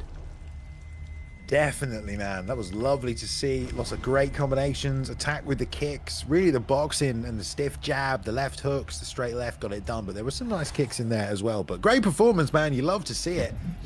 Coming on in, let's just take a look at these guys. So Monjax was a last second replacement, just so you know, and he was cut from the roster in season 1, and he's back for season 2 and starts season 2 with that kind of a performance, guys. So if you like Monjax, there you go. Keep your eye out. After getting cut, Rob comes in and does that. Yo, why did we cut him? We need more Moonjax up in here, guys. We need more Moonjax. We need more French representation. Come on, like they've got an elite guy now. Look at this. We're the French fans. They're coming out of the woodwork. All right, we've got 3 more fights before we get onto an 8-man tournament. Let's take a look at the bracket before we go to the next one, just because there are people in here who have been here at the start, and they don't know that ESFL 176 is all about crowning a new PlayStation champion here tonight. We've got an 8-man tournament, some great names in this tournament. Rob, who do people need to look out for in this bracket, though? All right, in this bracket, guys, you're going to need to watch out on the top left, Treehouse. This dude's a submission specialist. He's a gangster on the mat, and he's been working on his striking. He is the dark horse in this division. But if you go up to the top right, Vuk, he's scary. This guy, a lot of people think can't win. He's got dangerous striking, dangerous ground. He's the full package. But let's be real. Nas is probably going to win this tournament because he's been grinding. He's been diving into the deep end of the swimming pool of the UFC mechanics, and he showcased and teaches everybody. And Balian, when you teach people, you learn better yourself. So Nas is the clear favorite, in my opinion. That a fact, is it? Is it a fact? That's a fact. Yeah, well, I like that. Cold-blooded fact. 8-man tournament coming up for you. 3 more fights on the way. Let's go back to bantamweight, though, for this next matchup. We've got Jody BJJ taking on Strictly Business. What remains Strictly Business, otherwise known as, what's that, Mr. I can't even see what that says. Mr. Limbs, does that say? Mr. Limbs. He's coming Is that for what the it limbs. says? I don't know. He's going to rip off arms and legs. Strictly Business. We'll go Strictly Business there on the blue corner there. Thinking about Petr Yan. Jody here with another Cody pick. Best pick in the game, Rob. He is. Besides Sugar Sean, he is the best. He's the second best pick in the game, Bailey. And, you know, he got the power, not the chin, but, you know, if you can move and groove. But, you know, that player that played him earlier didn't really move his head too much, Bailey. And so if you were on the sticks, I know you would, you know, no, I'd move all around and grooving like Neo. I'll just stay commentating. Don't let me get knocked out in front of all these people. Doesn't need to happen. Mr. Linus is okay. That's what we're looking in. Right. Okay. This is ESFL debuts for both guys. What remains Strictly Business, obviously. What remains of Vuk taking part in the 8-man tournament tonight. So fighting out of that same team. But here we go, straight off with some action. We'll go out first with Mr. Linus taking that center, putting it on Jody. Let's go, Jody. Let's see what you got with this Cody Garbrandt pick. And right now, he's kind of employing the same strat. Well, hit and run throwing right now for Linus has been really effective. He's been darting in, landing combos, getting out, and making Jody miss quite a lot. Jody finding the timing there, though, and ending nicely with that body kick. That's good work. Catch that. Down he goes. Beautiful. And you got to remember, there's a long-term stamina loss when that takedown comes out as well. That was a nice sidestep straight into the lead uppercut as well. Good pressure, though, from Linus to follow up on that landed combination and that body shot, and another one there with the lead hook this time. They are changing. Yeah, they are exchanging. Just kind of standing in front of you here, using that block. Nice. Jody doing a good job catching everything, though, and punishing Linus. If you've seen one thing in the last couple of fights that sets the winner apart from the other guy, I guess, catching those kicks, Rob. We've seen a lot of guys pull out the kick catches tonight. It really does change up the game when you can then take advantage of it. Tries to time the knee to the body there, but it doesn't really come out at the right moment for Jody. There's a nice long straight right into a 4-piece combination. That was tight. Yeah, that was nasty. That was nasty. Jody starting to cook a little bit. Oh, but a couple of shots from Linus. The power of Petr Yan. That was a lead elbow, rear uppercut, lead hook combination. What a nasty combination. Damage intensifies. And, you know, he smashes up that block and also cut the cheek as well at the same time in one combination. Yeah, that was devastating. Back and forth momentum swings between these two esports athletes here in the ESFL. And there's the takedown inside trip, but no. Jody with the denial, the upflick. Beautiful. Did not look like he was going to get that off, but he does. Comes in with the lead hook, cancels that body kick right in the nick of time. And another catch on these kicks, which is going to give him all this space. A bit of head kick on the block, and now some combos against the fence. Really, really pivotal. Those kick catches, and there's a jab straight lead hook that lands. Lead hook rolls underneath the right hand, though. Comes back to the body, turning side kick, misses there. No damage applied for Linus. It will give him a little bit of space, though, to come back to the center. Damn, I thought that landed. Here we go. Nice knee to the body. Great way to counter that head movement. Yep. Bang, bang, bang. Garbrandt throwing. Good head movement from both guys, kind of, huh? They're both playing pretty well here, Balian. Yeah, I'd agree with you on that one. Great combinations from both guys as well. 4 pieces. That knee ate the block there as he level changed into it.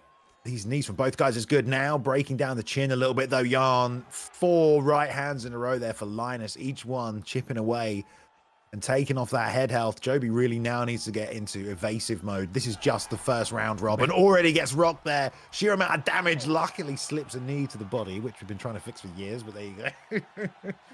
Thank goodness he didn't duck right there, Balian, because that might have been an early night for our boy Cody Garbrandt. But yeah, you know, Ah, what do you think? Who took that one? I mean, the both guys kind of came forward and they both had some, big moments there. As you see in the replay, that uppercut from Peter Yan just connecting and detecting and smashing through that block.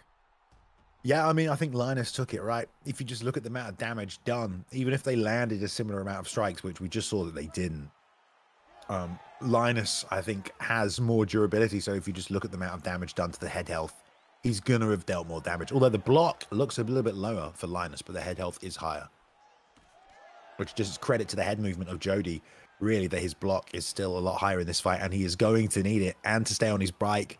Short shots coming out here, trying to pepper under that pressure with those big hooks from Linus. Interesting body kick from Jody.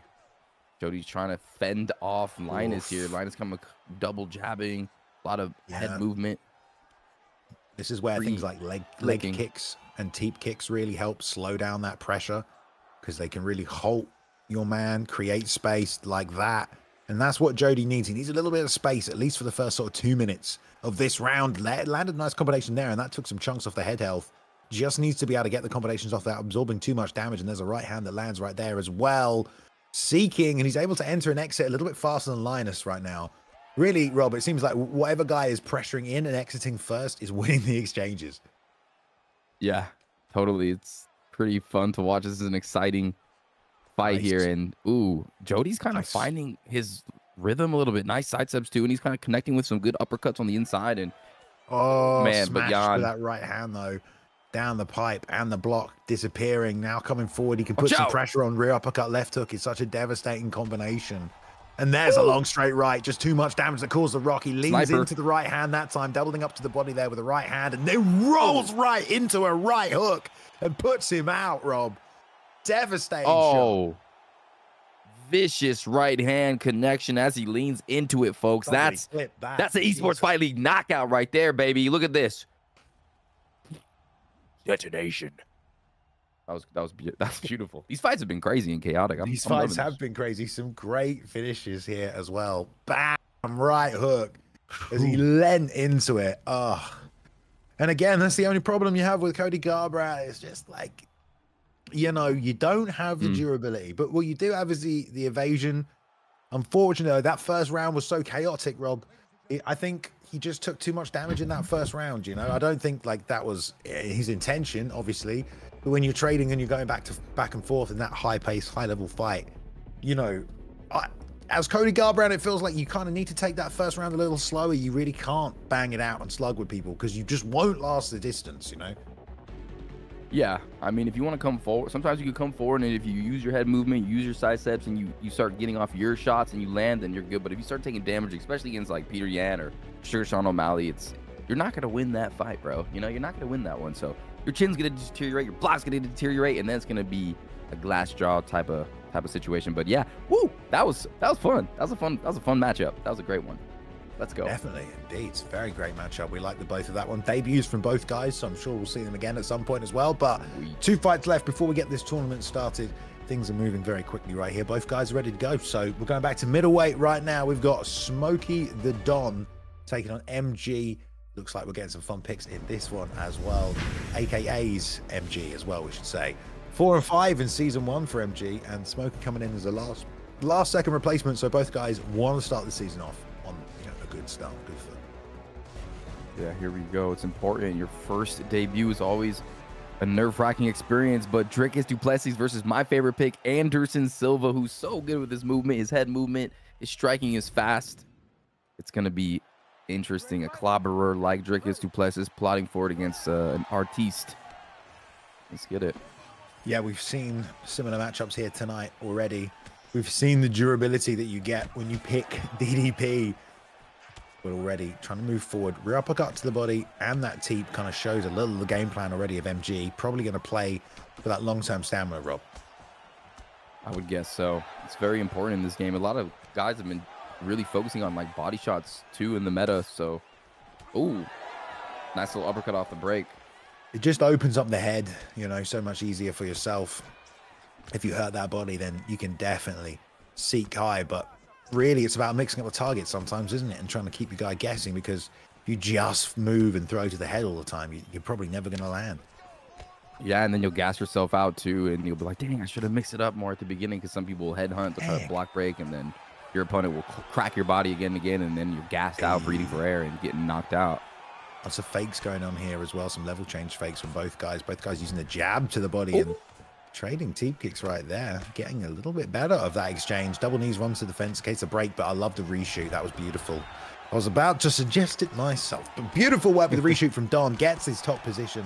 And let's see what MG can do from his back and half guard. The redeploy by Dricus. Now on top, throwing some good bombs. MG needs to figure out how to use his jiu-jitsu here to get up. And a lot of fakes from Smokey, but there it is. Nice full guard snap back. Nice. Gets the pass, excuse me, back over to half guard position now. Shots from the bottom, but now we get full mount. We'll see if there's a ground and pound that can be done. And he's going to posture up. This is not good for MG. Anderson Silva definitely not the best off his back, and a lot of that went through the block. Oh, no, he denied it, Bailey, and this is going to get scary now. Silva is in trouble. MG in trouble. That posture up, though, and that one, though, so it's not too bad. Oh, but he denied that. And he's going to use some shots now to hopefully mix up the timing of his posture up. Great job again, though, with the 9. He gets the half guard. MG staying alive. Staying alive for sure. MG fighting well, fighting patient, staying calibrated in his brain. And there it is. Smokey sneaking over to that side control position. Here comes some knees. And, you know, MG's just doing a good job surviving here. Staying, you know, keeping the damage away from his dome piece, Balian. Always smart to do that for sure. Side saddle now, though. Chopping up the block with these elbows, man. They do so much damage, and you know there's going to be more ground and pound right in here. Good job by Smokey the Don, honestly. Sorry. Well, yeah, for controlling, but also from MG so far, mitigating a lot of this damage, considering he's been in full mount, and now backside denies that. Should give him a window, but, you know, rolling full guard here seems like the best option. Doesn't seem like he wants to do it. Nice deny there. Yeah, MG clearly good off his back on the ground. Excuse me, on the ground, but still Smokey in control here with Dricus and taking that first round. He got the full mount, Bailey. He threw like an elbow combination off that, you know, boom, boom, boom. Donkey Kong style, baby. You know, blah. It was great. One significant strike landed for Anderson Silva in that fight, though. That's not a great round and a great start for MG, especially because you're dealing with a guy in Dricus du Plessis, Rob. You've only got 3 rounds. If you only landed one significant strike in the first round, how hard is it going to be to finish that guy now? So he's going to have to hustle and make sure he wins these next 2 rounds, or he's definitely going to lose this one, you know?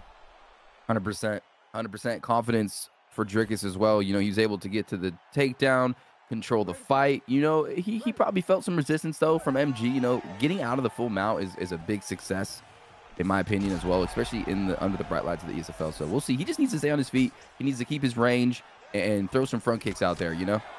Yeah, I mean, Don started this round basically full health, full block, like he hadn't even had a first round he had to deal with, but already done a little bit of damage. And there's definitely still a chance he could finish this 100% from MG. He's playing Anderson Silva, only takes out, you know, one good well-timed shot, a wheel kick, a flying knee, a head kick to change this fight around.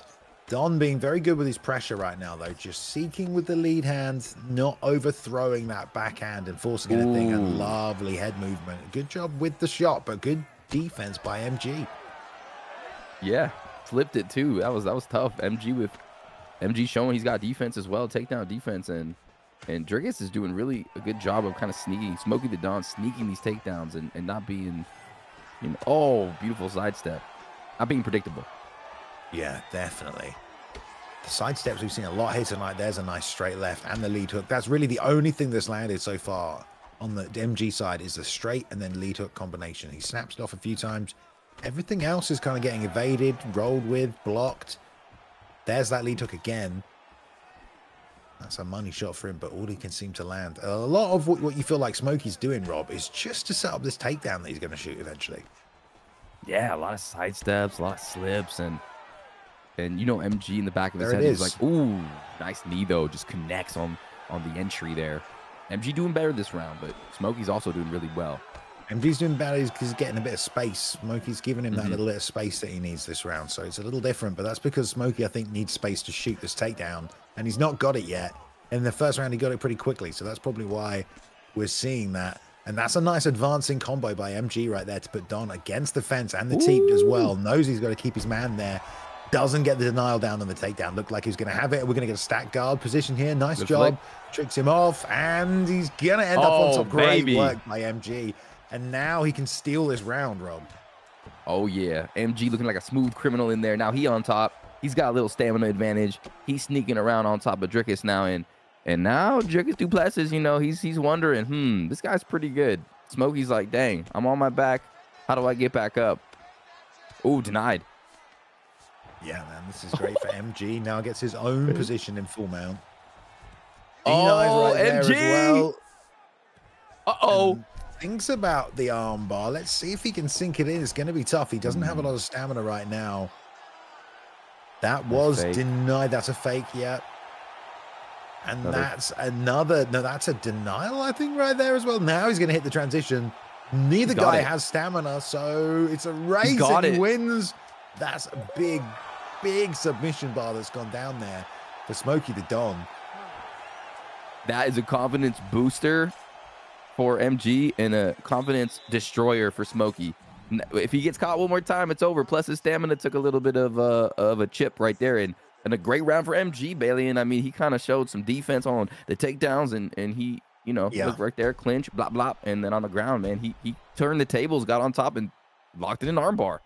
Yeah, it seemed like once Smokey realized he was having a hard time getting that takedown, he started to change up his stand-up approach. That looks more like a takedown fake, but he still ran right into a knee there on the replay. So we'll see if Smokey doesn't shoot early. I expect he does shoot quite early in this round. Just claims it, gets it down, and tries to bank it and get the win here. But the longer he stays on the feet now, it does feel like, yeah, MG has a bit of an advantage, not just animation set-wise at this point, but also skill-wise. There's a nice teep, though, from Don.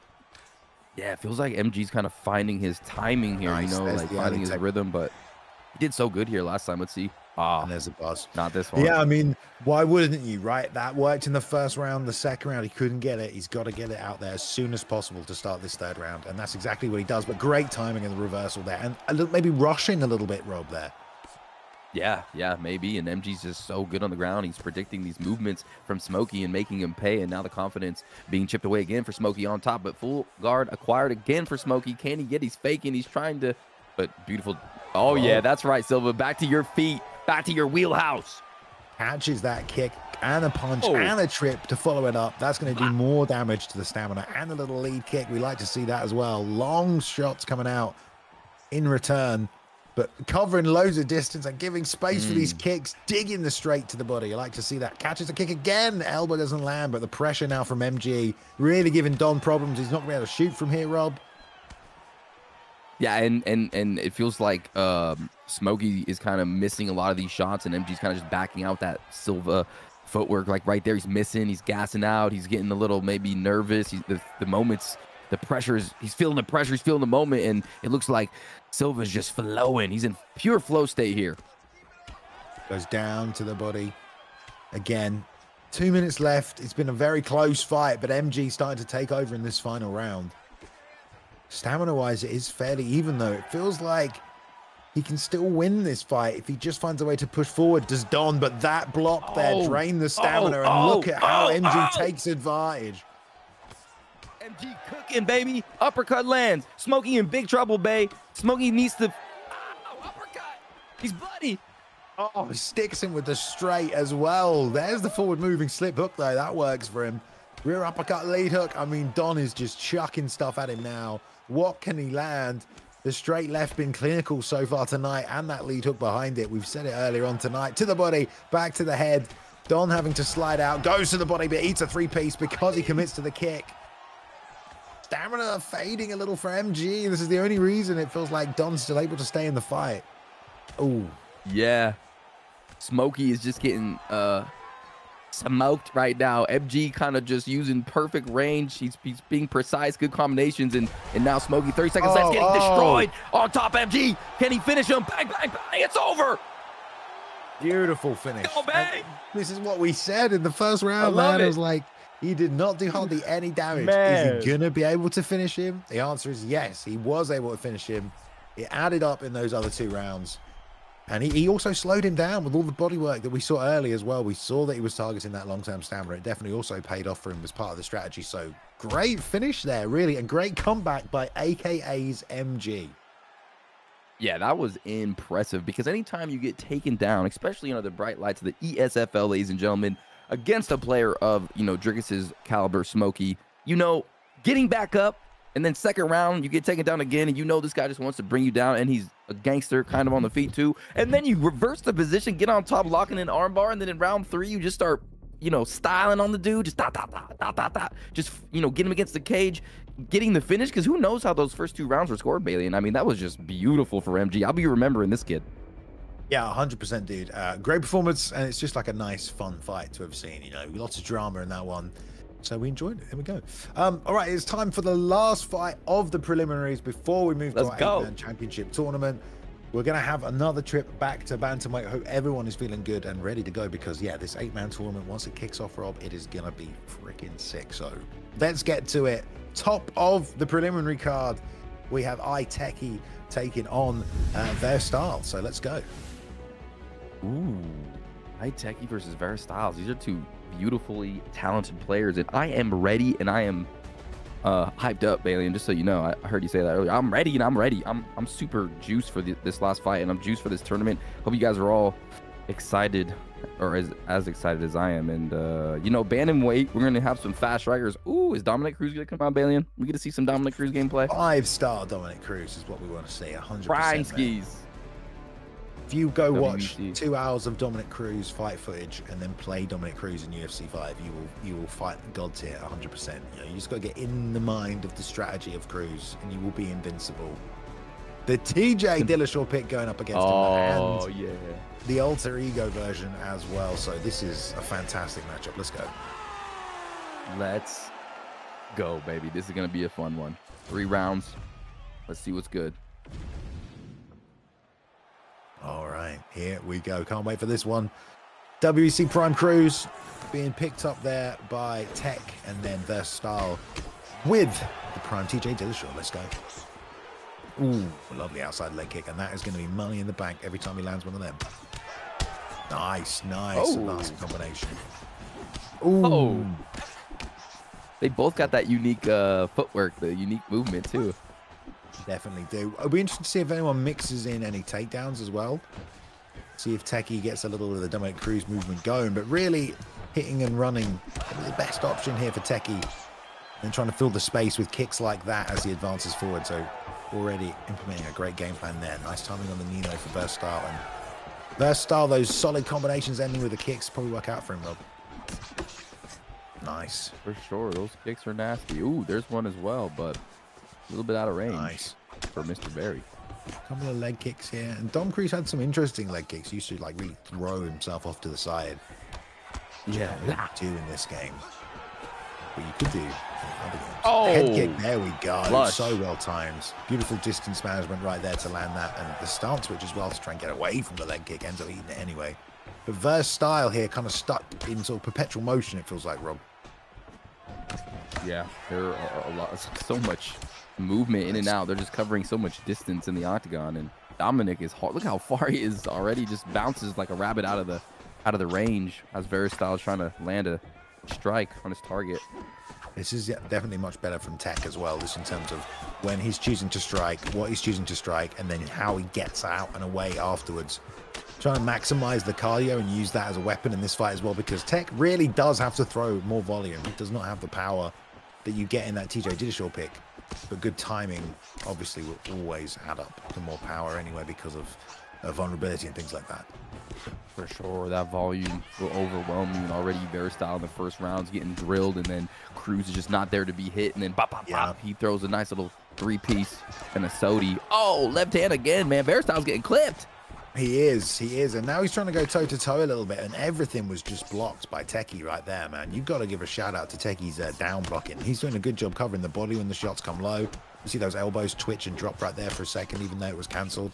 And that's allowed him to stay in the pocket for these exchanges because he just covers everything and then fires back. Yeah, and then when he needs to jump out, that back step from Dominic Cruz, he just covers so much distance. Uh-oh, takedown, but no, Very says, no, sir, R2, L2. 40 seconds left. Nice outside calf kick right there. There's the switch lead hook. Great job. Versatile's actually landed that. He's landed that a ton. Probably one of the most consistent things he's landed. He's landed it again right there as well. It kind of, for a guy like Techie who's constantly letting go of block to maximize his movement, you know, that thing does kind of catch you. Or it can do anyway. Ooh, more of that would be good. You know, those advancing body kicks. Really, really interesting strategy matchup, bro. Yeah, I was going to say, very fun and an interesting round. I can't wait to see how these guys kind of make these adjustments. I feel like Veristyle is kind of losing this fight, and Tech is just kind of in flow state, and he's just doing really well with his movement. Landed a beautiful high kick as well. Oh, and just Cruz comboing brilliantly here. Yeah, you just kind of feel like Tech has the control of the fight. He's choosing when the exchanges take place. He's choosing which exchange he wants to be in and which one he doesn't want to be in. And you know, there's some good shots being landed by Versatile, but really it's those advancing combos and advancing kicks when he's able to push forward or catch him retreating. Whenever they both go forward, you know, the defensive work of Tech is letting him land and exit without getting tagged. Yeah, definitely. Lovely combo. And he's throwing out these 4 pieces when he knows he can as well. And it's about maximizing that stamina like we talked about before. Straight into the ducking head kick. There's a takedown fake into the elbow. Oh, man. Chewing him Seems like Tech's even better with his range and his connections here. Oh, but you're right. Berries is landing that right hand. That's like his money move. There's a head kick there from Verse as well. Yeah, when Verse comes forward, he's doing this damage. It's just Tech is really good at sometimes just standing the ground and covering all those shots. So this pressure gets turned into like counter-fighting, you know, he just gets hit back. But now this stuff is starting to break through a little bit. There's a right hand, comes back to the body though. Left hand, excuse me. And again, the fake into the elbow. Right hand lands right there. This is where the power comes in. And Tech, honestly, Rob, needs to start thinking about being a bit more evasive maybe. He's got 3 minutes in this round. Yeah, I would agree. Yeah, I was going to say, I was just thinking, as you said it, the power is the difference maker here for Veristyle. Oh, when he lands, it's a lot more dangerous. He's beating that jab. Oh, lead uppercut. Nicely timed. Drops him though, Bay. Snuck it in there, man. And that's what you mean about the timing. Really, really nicely done. There's the right hand, though. Lent right There's into that power. it. He's got to get out. The head kick on the way down. Dude, that should have taken his head off. I mean, that was absolutely brutal. He was already. That was vicious. Oh, my goodness. right hand again. He's going over that jab every single time. And that's what I was trying to say. Everything that has landed has been on the right side over that left jab. Even Techie switched to southpaw now to see if that actually gives him a bit of reprisal. Probably not, because it makes that side even more open, but maybe he's just worried about the lead hand. And now the takedown. Oh. This changes everything now that the damage has been dealt by Versus. We'll see how Cruz deals with this adversity now on his back. You know, a minute 30 left, and Versus can, you know, posture up here and do some damage. Beautiful slice there, but we're straight back to half guard. I mean, this is great for Versus, you know, like he can definitely just consistently add up this damage. He can look for this finish in this last minute, but he's done so much damage in this round. He can get this finish in the final round, but now in full mount, he's going to do a ton of damage. And this is a bad spot for Techie. Obviously, full mount's a bad spot, but to have given this position up when you've done so well in this fight, and now you're going to take a ton of damage, and this could be it. There's a slip. The elbow crushes him, though, at the last second, and the reposture up right now from Versatile, and this is definitely going to be it. Another slip. I got to stop saying that. He's got 30 seconds. He doesn't get half guard, though, Rob. Oh, God, he denies that, though. And he denies that. Tech is Versatile is doing such a good job right now, just throwing these bombs, but Tech's doing a great job surviving. I mean, you called it was over, and he slipped. It's over, man. Wow, that's it. What a great fight. Again, we're getting some fantastic fights tonight. Tech did really well early, man. Showed that, like, he could control the striking and dictate how he wanted it to go, but Verse in that second round, man, was just coming forward and throwing that with power. And it felt like Tech exchanged a little more in that round. Maybe I'm wrong, Rob. It felt like he standed his ground. He exchanged a little more than he did in the first round, and he was taking more damage because of it.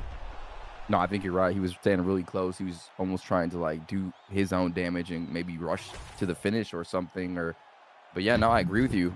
But man, Versatile, and that was the longest 1 minute of Tech's UFC career, I bet. I mean, that was a long 1 minute to watch, and he was just getting pounded, ate that elbow, and he was making really good clutch slips off those straights too from bottom, allowing him to survive. But that position is just hard to survive in general. So good job by Versatile. What another beautiful performance in the prelims. We said that as soon as he took him down. You know, it's like, it's okay that he's been taken down with like 1:30 in the second round, but the fact that he let him get a mount is like, you know, you just gave the fight after all that hard work. He could have survived and carried it through, you know, but unfortunately that's not how it went. So there we go. I've just been told we need a few minutes, even though I think these guys are taking a break. All right, well, let's take a look at the bracket, guys, because it is time now. That is the last of our prelims. Congratulations to Versatile there. But it's time for the 8-man tournament, guys. Goat 1099 is the PlayStation champion. He has vacated the title. I do not believe he is competing this season. Maybe we'll get some prizes at the end of it. But thusly, at ESFL 176 here at the Esports Fight League, the start of Season 2 for UFC 5, the title is vacant on the PlayStation side of things. We have 8 men who will compete for it right freaking now. We've been teasing it all night. We're going to get this started in just a second. The first round will be Treehouse taking on the Matador, otherwise known as Storm. And then we're going to be moving on to 8K and BXM. What Remains of Vuk taking on MTG. Nuz will be taking on Smudger. And of course, this first round here, guys, it's not a best of 3, but the finals will be a 5-round best of 3 fight. Is it best of 3? I don't know if it's 5 rounds best of 3. It might be. We'll find out when we get there. 5 rounds best of 3 in the finals. We'll find out when we get there. It's going to be a great night. So, guys, I hope we are ready. I think I did just get the go-ahead. I was talking too much. We are ready. Okay, guys, round 1 of the tournament. Let's get this thing started. 8-man underway. Treehouse taking on Storm in round 1. Let's go. All right, let's go. Ladies and gentlemen, you're in for a treat in the opening round of this tournament because you are going to watch one of the most scariest submission specialists that is playing the game right now, and that is I Am Treehouse. He's going to come, and he's going to throw down, and if he gets you to the ground, you're probably going to lose an appendage. You're going to lose a limb, but here we go. Alexander Pantoja. That's my pick in the flyweight division. Does Tatsuro Taira have submission ability in this game, Balian? Yeah, sure. Some. Okay. There we go. What, you think Asunsal's going to rip through there? Look, we're beyond that. Right now, we're at the point where we have 2 fantastic players going head-to-head here in this opening matchup. Both guys heavily competed in Season 1 between Matador, a.k.a. Storm, and Treehouse. Let's see how things go. There's the takedown already. Pulls guard into it. Let's see if he hits the sweep. And he does, Rob, into the full mount immediately, just 30 seconds into this first round. That is not good for STK, let me tell you, because he's already going to go to that arm triangle. This is probably the strongest submission position in the game right now, and he's locking it. He's faking it right now. You know, Pantoja needs to race when he fakes it. He needs to immediately go to the race, but he's not racing it. He didn't watch those Nas videos like I did. If those will remember, the last time we saw Treehouse, the biggest win last season was that first round submission of Ed Parker. His submission game is slightly controversial because he's so goddamn good at it and patient with it. He did go 3-3 last season, so it's not like he's invincible, but he is slowly locking it in, and there he gets half the bar down. 3:20 on the clock, Rob. Can he get another one this round? Definitely. Confidence is booming. STK Matador, the walls are closing in on him like he's Luke Skywalker in Star Wars, and it is not looking good for him, Bay. I don't think he's going to be able to, but look, Treehouse got the stamina disadvantage, so maybe Matador can survive. No, but he just denied, and now it's going to be a race to recharge, and he might even win the top. It looks super even, and there we go. We're going to reset and wait. We're not even at the halfway point in this round. Treehouse going to let him back up, though. Perhaps he wants to pull guard again. Snap down, take down. Oh, my God. Storm is getting completely ragdolled, Rob.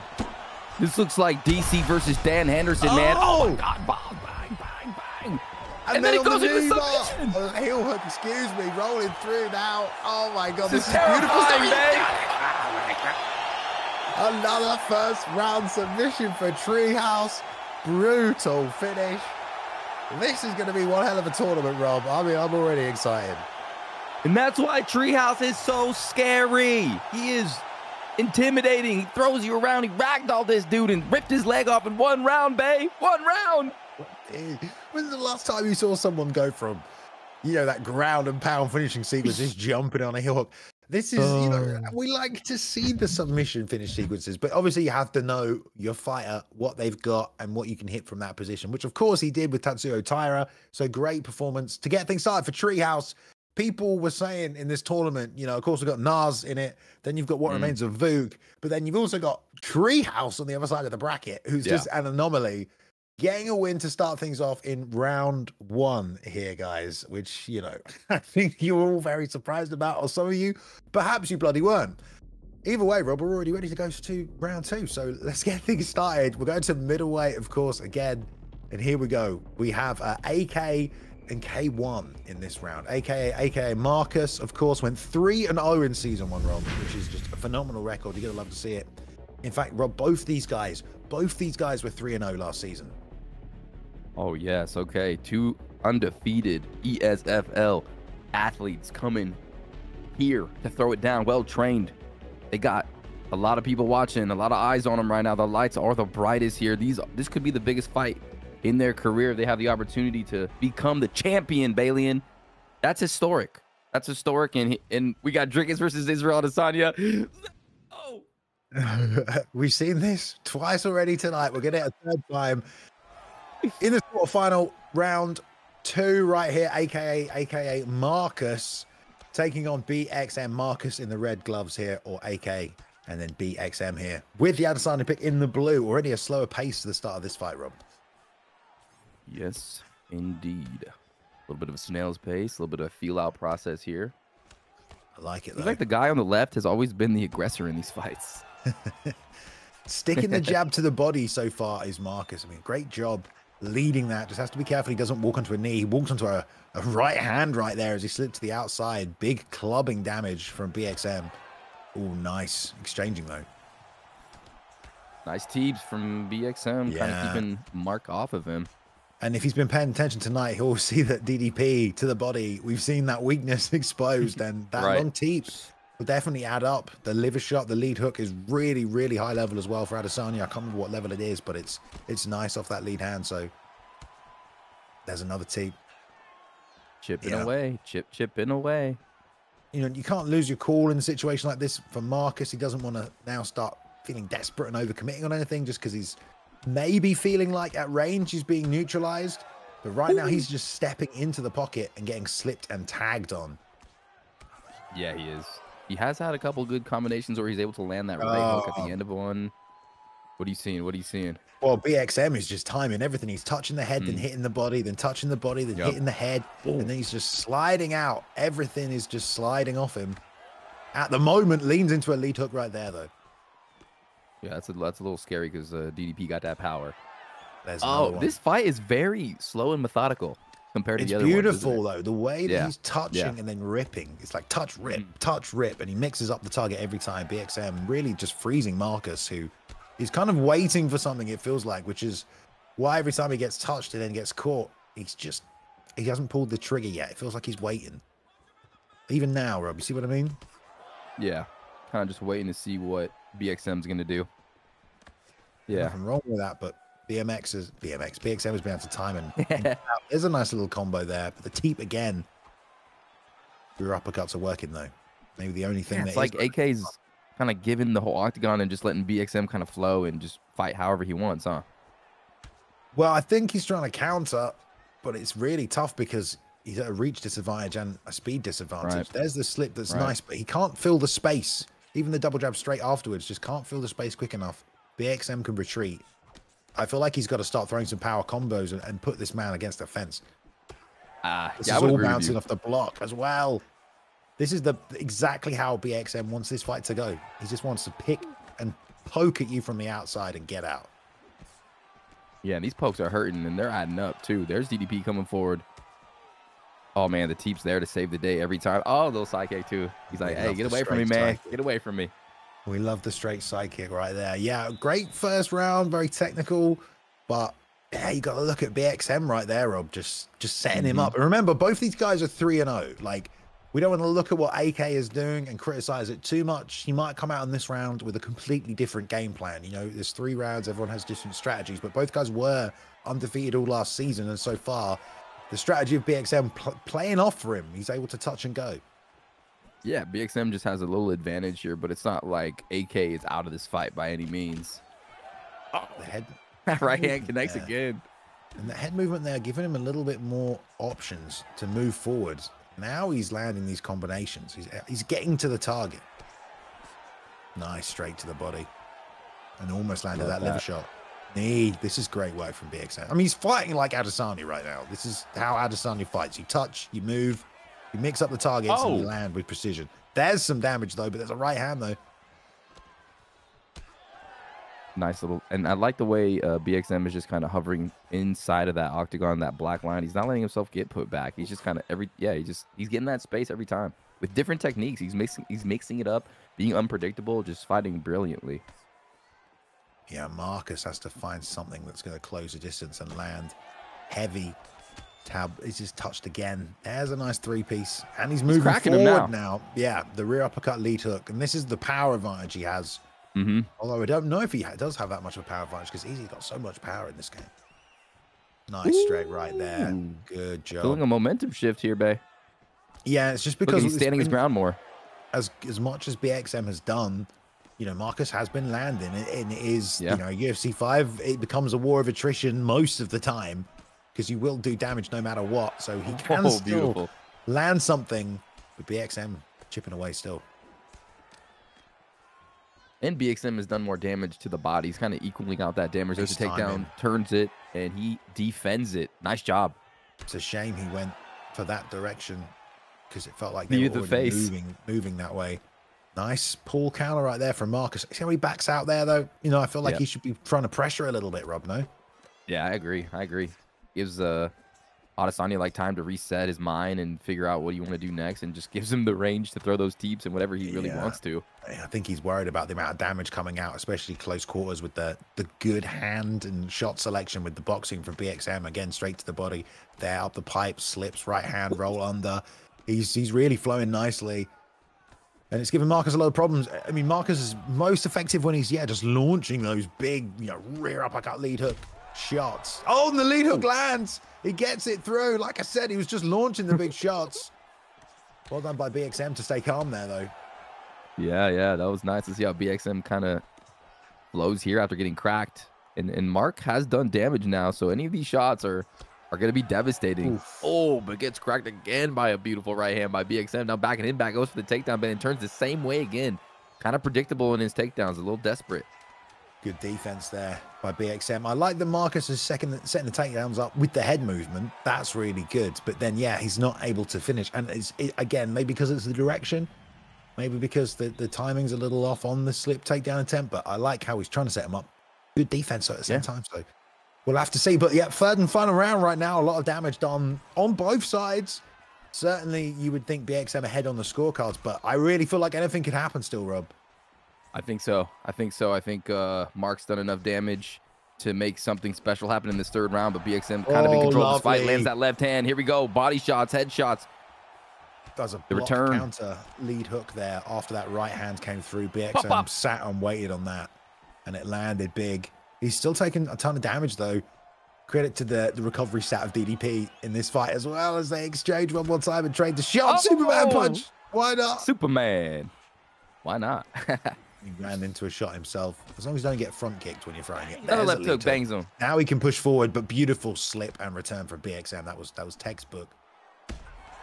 To the body. Nice job on the pull counter. Now goes up high. Rear uppercut doesn't land. Fakes. Again, he's trying to find a home for that lead hand. Man, the body's compromised. The head is compromised. BXM has so many more targets now than Duplessis, who only has head health. He's doing this thing again. He's just standing in boxing range and getting tabbed and then hooked and jabbed and then straighted. Marcus got to be careful when he plants these feet like here, but I guess he's trying to throw these combinations through, Rob. Yeah, he's trying to land that kill shot here. Oh, what a slip. What a slip. You've thrown that right hand off that slip to the outside so many times in this fight, and DDP has ate it over and over again. DDP is durable. That block is kind of blowing up now on him, though. Yeah, trying to fire back with some of his own combinations. He's keeping this pressure on that the pull counters. Not pulling anything right now. BXM still sniping, man, from the outside. But these shots are big. The left hook, giving him something to worry about right there. He's kind of anticipating BXM leading to that right side. Rear uppercut, boom, boom, boom. Rear uppercut again. He's throwing that combo a bunch in this fight. It's done damage every time. Trying to sail back now, slip to the outside, roll underneath, stamina all the way out, fakes the body kick. Ooh, why not mix up a knee to the clinch? And now he's really flat-footed, Rob. The stamina's down, the block's down, the head health is flashing. Oh, man, yeah, that knee changed everything this round, I feel like. And then he was able to combo on the head, and now there's not much to work with as far as durability on Mark. He is in trouble here. Still winging, though, punches. The next, lead uppercut lands, and the canceling it to try the lead uppercut again. The next time Mark throws big, and BMX rolls and throws that right hand again and slips back just like that. It's probably going to end, and there's the answer. Okay, there we go. Well, there we go. Exactly what we said. He was rolling through with that right hand and threw it back right there. One more time was one time too many. Beautiful job, and then came back to the body. But yeah, that right hand was money for him. Yep. This was the body shot. He got flatlined. How do you get flatlined by the body shot? He's out cold. Too much damage, bro. Just too much He went to sleep from a body shot. Great clinical work by BXM there, man. Really did a good job just sticking and mixing everything up. It was kind of one of those fights where he made his opponent fight the fight he wanted by the way he was attacking and peppering him, you know? Yep, exactly. You called it. He was kind of back. Dricus was backing up and just letting Israel just kind of flow from distance. And man, those body shots on Dricus from Israel have been devastating tonight. Yeah, I've been liking all the picks though, man. We've had some great picks. So the bracket won't be updated just yet, guys, but we have officially got our first 2 men through to the semifinals. So the next round will be Treehouse taking on BXM right there as well. So that is official. Going to be fantastic. BXM now 4-0 on that streak as well. So, and don't forget, he beat Romero last season, BXM. What? So that happened as well. So we'll see. Why are you just telling me now, babe? Dark horses in this tournament, mate. I mean, there's so many of them. So let's go to the other side of the bracket. First matchup. All right, let's go. What remains of Vuk? Coming back, Vuk Gaming, and he is taking on Muay Thai Jesus. Okay, MTJ. Love both these players. It's gonna be Muay Thai a great matchup. Jesus. Let's go. K1 MTJ, dude. I would not want to fight a guy in a game called Muay Thai Jesus. But if anyone could do it, Vuk Gaming can. Joaquin Buckley? I want it. I want that one, bae. Records last season on these guys. Vuk coming in 8 wins, 3 losses last season. 8 dominant wins, though. Performed very well against some top players. Muay Thai Jesus 4-1, though. And it's actually written, we've talked about like Treehouse could win this. He's a dark horse. BXM looking great. He's a dark horse. Oh, don't forget about Vuk and Naz. It says here on Muay Thai Jesus, dark horse of the tournament. He could be. He's added another one in. Muay Thai Jesus on the other side here. MTJ, as it's known, going to be a striking match. You would expect Vuk, the former champion on the left-hand side, MTJ, with the Leon Edwards pick. I'm excited for this one. Vuk has the power with Joaquin Buckley, but man, Edwards is just so good with all his technical striking, his length. See what happens here. Yeah, real slow start as they feel each other out. Nice timing on that rear knee from Muay Thai Jesus. You'll love that. Teep just landing at the right range there. Now sliding forward, outside calf kick lands nicely. Rear uppercut. Trying to fire it through there is MTJ. Nice calf kick. Upsetting the timing. Now the side kick. Thought about throwing the right hook. Didn't do it. Came back with a roundhouse to the body, but that was blocked nicely there by Vuk. Oh man, some nice Muay Thai. Ooh, he's eating damage right here though. He's got to be careful. Yeah, that right hook did some damage to the head health of MTJ, but he will back off and reset wisely, not looking to exchange at any point. Buckley does have a huge power in that right hand. He does. I mean, just look at his body, Bailey, and he is looking good. He's a beefcake out there. He looks like a coat hanger. Make first contact. Here we go. Teep out of range this time. MTJ just sliding back just a little bit. That long, stiff jab working for Vuk. He's kind of trying to force some of these inside boxing exchanges, which is great with a guy like Buckley. You mentioned his frame. You know, Buckley, great on the inside because of the hand speed and the power. Great on the outside because of his kicking game. So he can do it all. There you go. Oh, Ooh, nice there it is. straight, though. Nice little sniper straight. Backs him up a bit. Oh, but it just seems. Ooh, Buckley's getting damaged though on the entry here. Muay Thai's doing a good job at finding a nice shot. Yeah, it's very tit for tat so far, though. Both guys have landed damage. You know, it's very 50-50. They're just going to carry this through. At this point, this first round has really just been about, you know, what works and what doesn't in your arsenal, and what you're going to have to mix up. We've seen some stance switches now from Vuk, who's gone southpaw against MTJ, who's fighting Orthodox, which is also stance switched. Actually, I don't know if the other guy did maybe, but either way, nothing massive landed because both guys are pretty good defensively, I'd say, Rob. Yeah, I would agree. And Muay Thai kind of just fighting off his back foot, throwing stationary shots while Vuk's just coming forward and just throwing like straights but step-ins. Every time we get one of those advancing rear straight roundhouses to the body from Jesus, Vuk has been able to get that block down. Like even then, there was a big chunk of half block went down as he threw that back roundhouse. And those are the shots that he needs to sort of steal points and damage for the rounds. Getting that down block in, and there is a nice teep. Give him a bit of space, but all those lead hands miss and the lead uppercut. That block again, those body kicks. Keep getting blocked, Rob. Really, really good subtle blocks from Vuk there on the body kicks. And that is just so important in a fight like this to block those. Wow, I don't even know. I don't know who won that one. That was a tough round to score. Oh, massive significant strike advantage though on the side of MTJ. Not. Which is kind of interesting. I think a lot of that as well would be some of those leg kicks, though, dude, which do count as significant strikes, which is why you want to throw them. Which would be which is great in a matchup like this to get that outside leg kick going for whenever. It's, you know, same stance matchup, but we'll see how long that lasts. MTJ trying to slip early, get that lead hook going. Some head health damage done to Vuk there, but still to play for. Okay. Ooh, grabbing the clinch, frames him down. Ooh, kind of throwing some good knees here. Vuk is just unloading here against the cage. A long two, keeping Vuk honest every time he comes in. That was blocked as well there. Well, these body kicks getting blocked by these guys, both so good. The stance switches now from Vuk as well, maybe throwing MTJ off just a little bit. Because Buckley does kind of glide across the cage really, really quickly. He's got really deceptively long arms as well. Oh, there's a nice teep. And another roundhouse. This is the Muay Thai Jesus right here. Chopping him with that Muay Thai. Yeah, love that. Ooh, wow, Buckley pulled the second hook in that combination to finish with a third punch to the head. That's nice.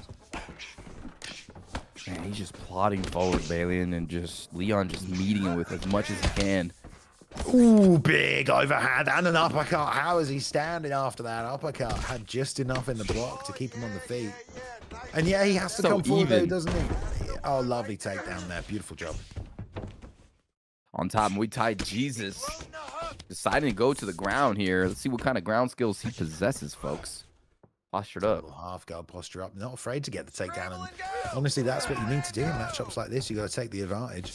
Buckley nowhere near as good on his back as Leon's stats are on top and straight to the full mount. Here's a ground and pound that is absolutely fight changing. Full dominant. There he's out with the elbow. Elbow over again. It's over. The ground and pound finish, man. It was, yeah, like I said, technical kickboxing fight until it wasn't. He thought, screw it. We'll get the takedown. I'm Leon Edwards and it's GG. Yeah, he's like, I got the damage done. No sense in risking this loss. Let's just go to the strongest position in the game. I mean, he got there, right? You don't want anyone to, you want to be able to deny that full mount. But once you get there, I mean, look how scary that is, guys. Especially when your head health is low. Mate, that was the favorite for a lot of people. Yep. Getting taken out. What remains of Vuk? Dude, we said dark horse before it started. I think you can say he's a dark horse now. He's in the semifinals. It's the Muay Thai Jesus, and we've seen him come through before with some sneaky good performances in tournaments and settings like this, Rob, where he kind of shows up, you know, unexpected. Like you said, what kind of a name is Muay Thai Jesus? But he's clinical, and he put on a great performance there. Had the stat advantage, completely took it. Yeah, he did. Every time his opponent came forward, he was just bop, bop, bop, throwing straights, throwing beautiful teeps, throwing just kill shots, or not even kill shots, just perfectly timed shots. Where it was doing damage, but it was just kind of close, and I think that's why he decided to, you know, take the fight down, and you know, just win it without, you know, risking his L. So yeah, there it is. Smart decision, well played. On to the next round. There was a moment there where he went like roundhouse, back teep, roundhouse. It was just like, oh, that was just some beautiful Muay Thai. Oh, that was nice. He was chopping like that. He was chopping. Yeah, he was chopping, bro. One round left in the quarterfinals. We're sending someone else through to the semis. The PlayStation Championship is currently vacant here tonight, guys. So we are crowning a new champion at the start of this season 2. In case you don't know, the champion with the most title defenses at the end of the season will get to take home a real-life ESFL Championship belt, which we can show, right? Do we have a trailer for the belt? You don't? Okay. Not anymore, doesn't matter. We'll get it to you, next show or whatever before the end of the season. You guys can get to see that. Right, let's go to the final quarterfinal matchup. At middleweight, once again, here we go, Rob. We have not seen Pereira yet tonight. Are we going to get him now? It's Nas, the guy everyone has been waiting for. Nas, big on TikTok, big on social media, Rob, and he's got Smudger from the UK in the first round. Yeah, he's a star in the community, someone that has been teaching everyone the secrets of all the crazy mechanical techniques in this game. And in the background on the wall, Bailey, and he wants to hang that belt, in his videos. Why not have an ESFL championship belt? It ain't gonna hurt nobody. But Smudger has the opportunity to, fight as a huge underdog here. Smudger is a great player, but I mean, not like all those techniques that Treehouse is gonna throw at Nas, they're not gonna work. He's well trained. This is huge. I can't wait for this. Nas is the clear favorite. Let's see how it plays out, though. He is a huge favorite in the predictions in Twitch chat as well. All of the coins have gone on Nas tonight, so big favorite coming out. Touch Gloves, final matchup of the quarterfinal round here of the 8-man tournament to crown a vacant PlayStation champion. Nas with the Alex Pereira pick on the red side. Smudger, blue corner, eats a front kick there to get things started. My heart is starting to beat now. Seeing Nas out here, seeing how he's gonna brutalize his opponent. You're already kind of seeing Smudger. Oh, that was so sick from both guys, and he's down already. Nas unloaded the combinations. The body and the head health completely melted in one sequence. Ground and pound from stack position. He's gonna be all right, Rob. Oh my God. Is he? Is he gonna be all right? Because I don't think he's good, bro. I mean, that was fast. Smudger came in with a jab to the body, a straight, and then a lead hook and an uppercut. It was a beautiful 4-piece combination, and Nas slipped the 4th punch in that combination to drop a right hand and combo to the body, which rocked him in 2 different locations, sent him down. Smudger's still on his feet, though. 3 minutes left in this first round. What a crazy sequence to get us started. And look at the stamina on Smudger. He's already gassing round 1. 3 minutes, bang, eats a shot. Nas is stalking him.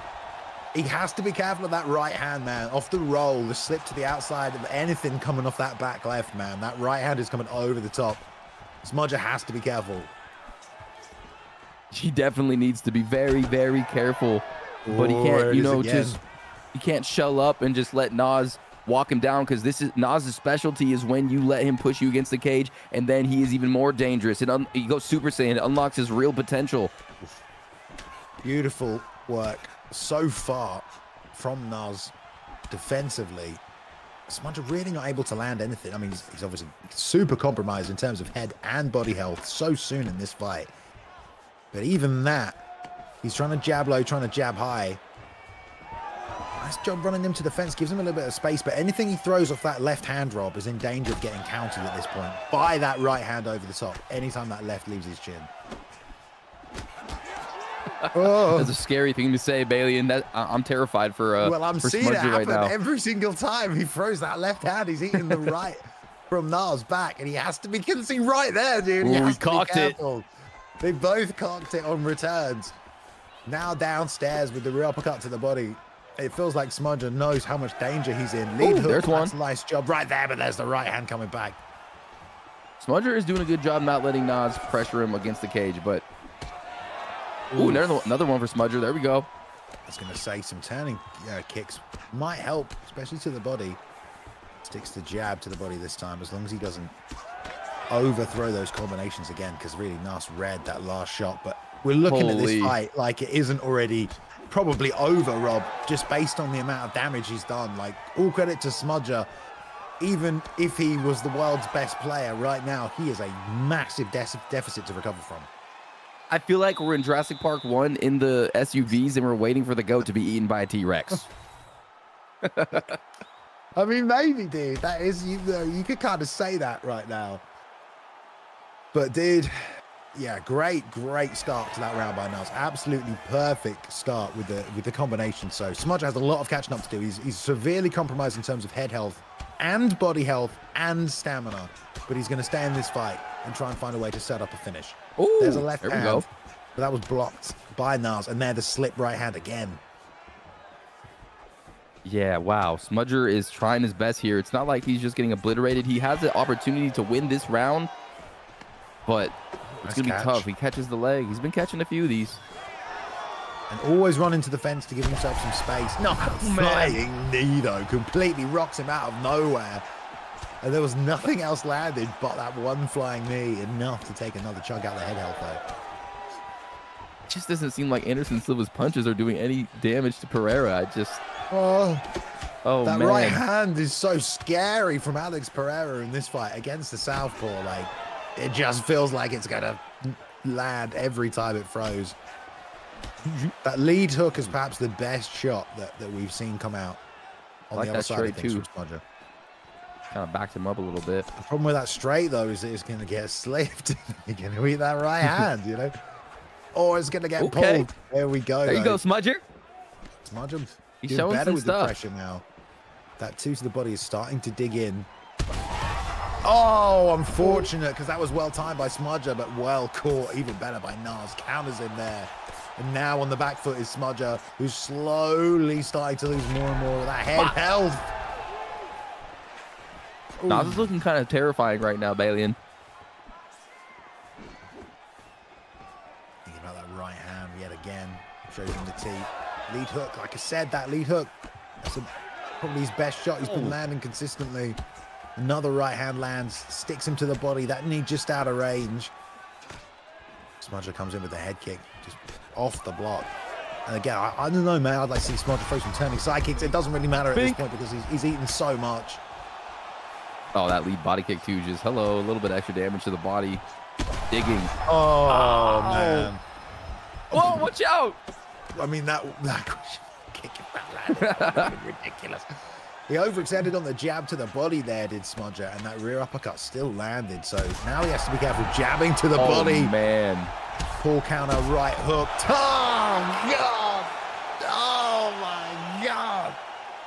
Jesus. Jesus.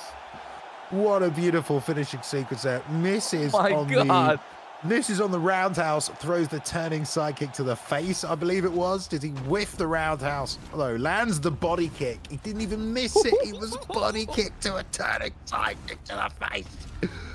Not even a wheel kick, dude. That is a straight turning freaking side kick. Louis Smolka style. Okay, beautiful finish. Someone please clip that. God damn. For real. We say, hey, these guys have a lot of tools in their toolbox. Nas has nuclear bombs, multiple different varieties of nuclear bombs that he has at his disposal, Bailey, and that he could. I don't even think he's brought out anything yet. He just glided by Smudger there like it was nothing. That was crazy, dude. And this is just that was just the first round of this tournament. Oh man. my God! You know he's gonna fight Muay Thai Jesus now in the next round. Is our bracket updated? Can we see the updated bracket? I don't know if it will be. Oh yeah, okay. We'll have to wait for a second there, but fantastic performance there. I mean, immediately, Rob. That you know, all credit to Smudger because he stayed in there, but that fight really was over after that first 30-second sequence. He took so much damage at this level. It's so difficult to come back from a deficit like that. Yeah, for sure. I mean, just to go out there, you have your game plan, your confidence, and then in the first 20-30 seconds of the round, you already almost lost. I mean, come back from that is a testament to Smudger's, you know, mental fortitude. But I mean, come on, man. Nas is everything that we said he was. He's back, and it looks like he's on his way to become the ESFL world champion with that performance. Wow. But we'll see. He's got to get through some. Three other guys left in this tournament, dude. That was the most dominant win so far. It was, no, it wasn't. Tree Houses was more dominant. Oh, to be fair, that's true. Tree Houses was incredible. But Nas isn't falling for that. Nas is not going to be. Treehouse is going to have to. It's going to be just a matchup. The tournament's not even over. Here we go. Am I a Nas fanboy? What's going on here? It sounds like it at this point. You'd say I need to be unbiased here. It was beautiful. All right, we've got MTJ take it. Let's have a look at the bracket. The bracket is ready to go, guys. So let's take a look. 4 men left in this tournament now. PlayStation title is on the line. Don't forget, they're fighting for an actual title, guys. A physical ESFL PlayStation World Championship belt is what these guys are fighting for to take home at the end of the season. This is going to crown the champ now at the start of the season. But there you go, yeah. Ready for round 2, everybody. We've got Treehouse and BXM. And then after that, we have MTJ and Nas. And then the final fight will be a best of 3, guys. So let's go to another single elimination, 3 rounds at lightweight. Treehouse taking on BXM, round 2, Rob. All right, let's go. Let's see what BXM has here, because you know he's going to be tested. Oh, man. Is Treehouse going to lock in Islam Makhachev? That's going to be a problem. We'll see how BXM deals with that. But, yeah, let's see if Treehouse can cut through and get to these positions and lock in these submissions. And, you know, I think BXM's going to have a little bit more of a defense on the ground than Storm did. But let's see. Ooh. Oh, here we go. Habib versus Islam Makhachev. Okay, guys. Well, here we go. I like it. I love it, and I want some more of it. Treehouse with Habib is a terrifying thought. But here we go. We've got the Islam pick on the other side. The vow of respect. BXM with the Adesanya win in the last round. Clinical striking. Treehouse, though, with the insane grappling ability, pressing forward here. Bombing out those hooks. Grabs a single collar. Does swim underneath. Let's see what he can do with it. And he gets a takedown every time, Rob. I really like that fake takedown into a clinch. Oh, he's back here again. He's back here and stack guard immediately again. BXM taking damage. Khabib ground and pound, scary. Oh my goodness. Right, we're back to the feet. Obviously, BXM does not want to let that happen again. Nice combinations here. Into the double leg. Bails. R2 nice. Nice job by BXM. See, Storm wasn't hitting that R2. You know, yeah, it's one of those things that, like, yeah, the pull guard is very tricky, but if you have to defend it, which these guys should do, they're fighting for the world championship. You just got to stay calm, time it right. That's what he did the first time, but he doesn't get it the second time. And there's the sweep. Treehouse in full mount, but he's going to let him up. Was that against the cage? That might have been it might have against been the cage. Something. It's undeniable, I think. Yeah. That possibly. So that might have been a. Yeah, there we go. That's banned, as he said. There we go. Look, I think that's banned. All over it. Freaking Al mods are all over. So he let him up. He let him up. ESFL. All right, here we go. Dominant position for Treehouse, landing some ground and pound. We've got 3 minutes on the clock, still in this first round. Let's go, Doctor. We love you. Way to stay on point, baby. And on top, he's going to flatten him out. But no, the denial from the bottom. I'm starting to get more excited as this tournament progresses. And, again. But no, BXM's got some skills from the bottom, Bailey. And he is well-trained in the jiu-jitsu department, in the flicking department. His thumbs are reactive. He's definitely going to have to be throwing back those arms right there. Again, stops that one. I don't know if Treehouse is looking for the flat here.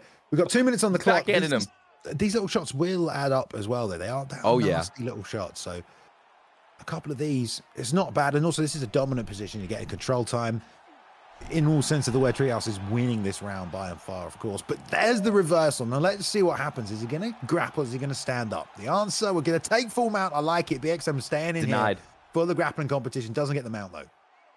And another deny from the bottom. And I don't know what happened to Treehouse, Balin. If you know, or if anyone in the chat knows, why is his stamina so low already?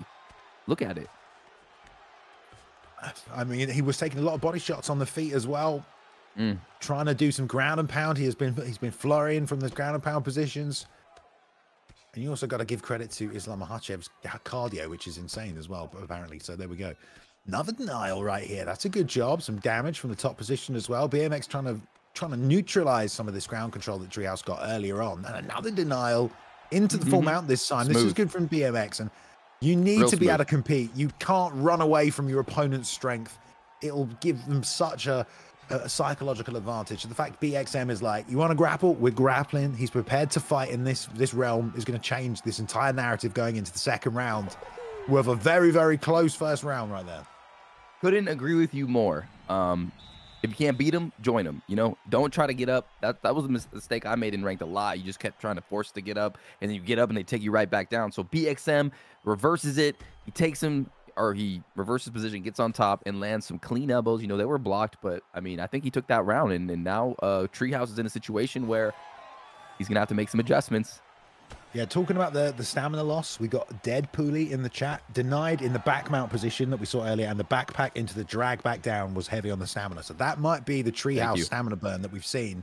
And also that getting denied is also going to cost him, and the reshoot and the turn, which is also denied, is all going to cost him into the hip toss counter over the top. You're going to love that from BXM, giving Treehouse all he can handle on the deny here into the side saddle, and now possibly going to crank on this arm triangle submission. Hips down already. No, going to struggle it through. That's a denial right there, but the struggle bus should run all the way through to a submission. He's got him. Should sink it in. Lock it in. It's locked in. Denial right there. He goes backside. Half the bar down. And he's gassing. He's gassing. Arm health. Everything's going down here. This is not good. And BXM is ragdolling and threatening with submissions against Treehouse, the submission specialist. Has to get up though with no stamina. Treehouse just moving forward, grabbing the clinch. That's all he wants right now. No shots coming out. A little two down the pipe to deal with that. And there's the slam as he jumps on his back. Still locked into this position. Absolutely terrible to have Treehouse here, but half stamina, Rob. He's doing a good job on the defense. 100%. And he's got a good gas tank. It's not too scary when you have that stamina advantage. He's getting key denies. I mean, BXM this guy is the full package, guys. Yeah, and you definitely need to be. We talk about that all the time. Now trying to step over a denial, though. The stamina is slowly draining. You know, you got to feel like if you're Treehouse, you've got to try and just ride here a little, right? Save some of that stamina. Yeah, he just like trying to force everything and just try to be like relentless like Khabib is in real life. But oh, these are good. These are good. Great, great damage. Slips it though. And that's what you risk though by opening up like that. Lost a bunch of stamina, went down below that 50% mark, which opens up a lot of those sweeps in those positions. Nice deny. BXM did a great job, denies that little butterfly transition there. And these elbows are just, all BXM is doing really is reacting to the game of Treehouse. Yeah. And that's working out for him, just punishing everything. Uh-huh. Here we go, bombs, catches. Yeah, he's denying everything. He's just kind of flowing with it. He's being like water out there and just meeting every attempt with a denial. Here it is again. Oh, here it is again. Here we go. He has the stamina, unless Treehouse can pull something out of his pocket here to find a way to sneak his way out. It's going to go down. It's in, and the tap comes. BXM submits the submission master in Treehouse, locks in the arm triangle with Islam Makhachev in a good fight, took it to him, grappled, was not afraid of the grappling exchanges, which, you know, we mentioned at the start, Rob, but that's 100% what you need to be able to do. Like, if your opponent is forcing the grappling, you have to be able to grapple, because you can't just risk running away the whole time, Rob. You got to be able to fight back in those situations. Yeah, I agree. And wow, K1 BXM is the real deal, ladies and gentlemen. He's got the striking, he's got the grappling.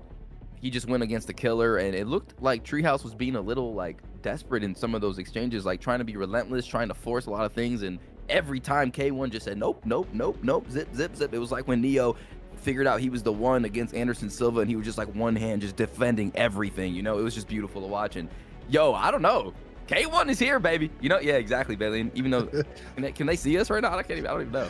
Yeah, I think they can. I thought that was a pretty good impression. Okay, all over that. Go. All right, so it's time for the other side of the bracket. We still have another man to send through to the finals. It's official though. BXM will be fighting for the PlayStation title, the vacant title. I do see people asking what happened to GOAT 1099. He was our champion. He's decided not to compete this season so far. He might show up at the end of it. Who knows, but definitely not for the opening of this season.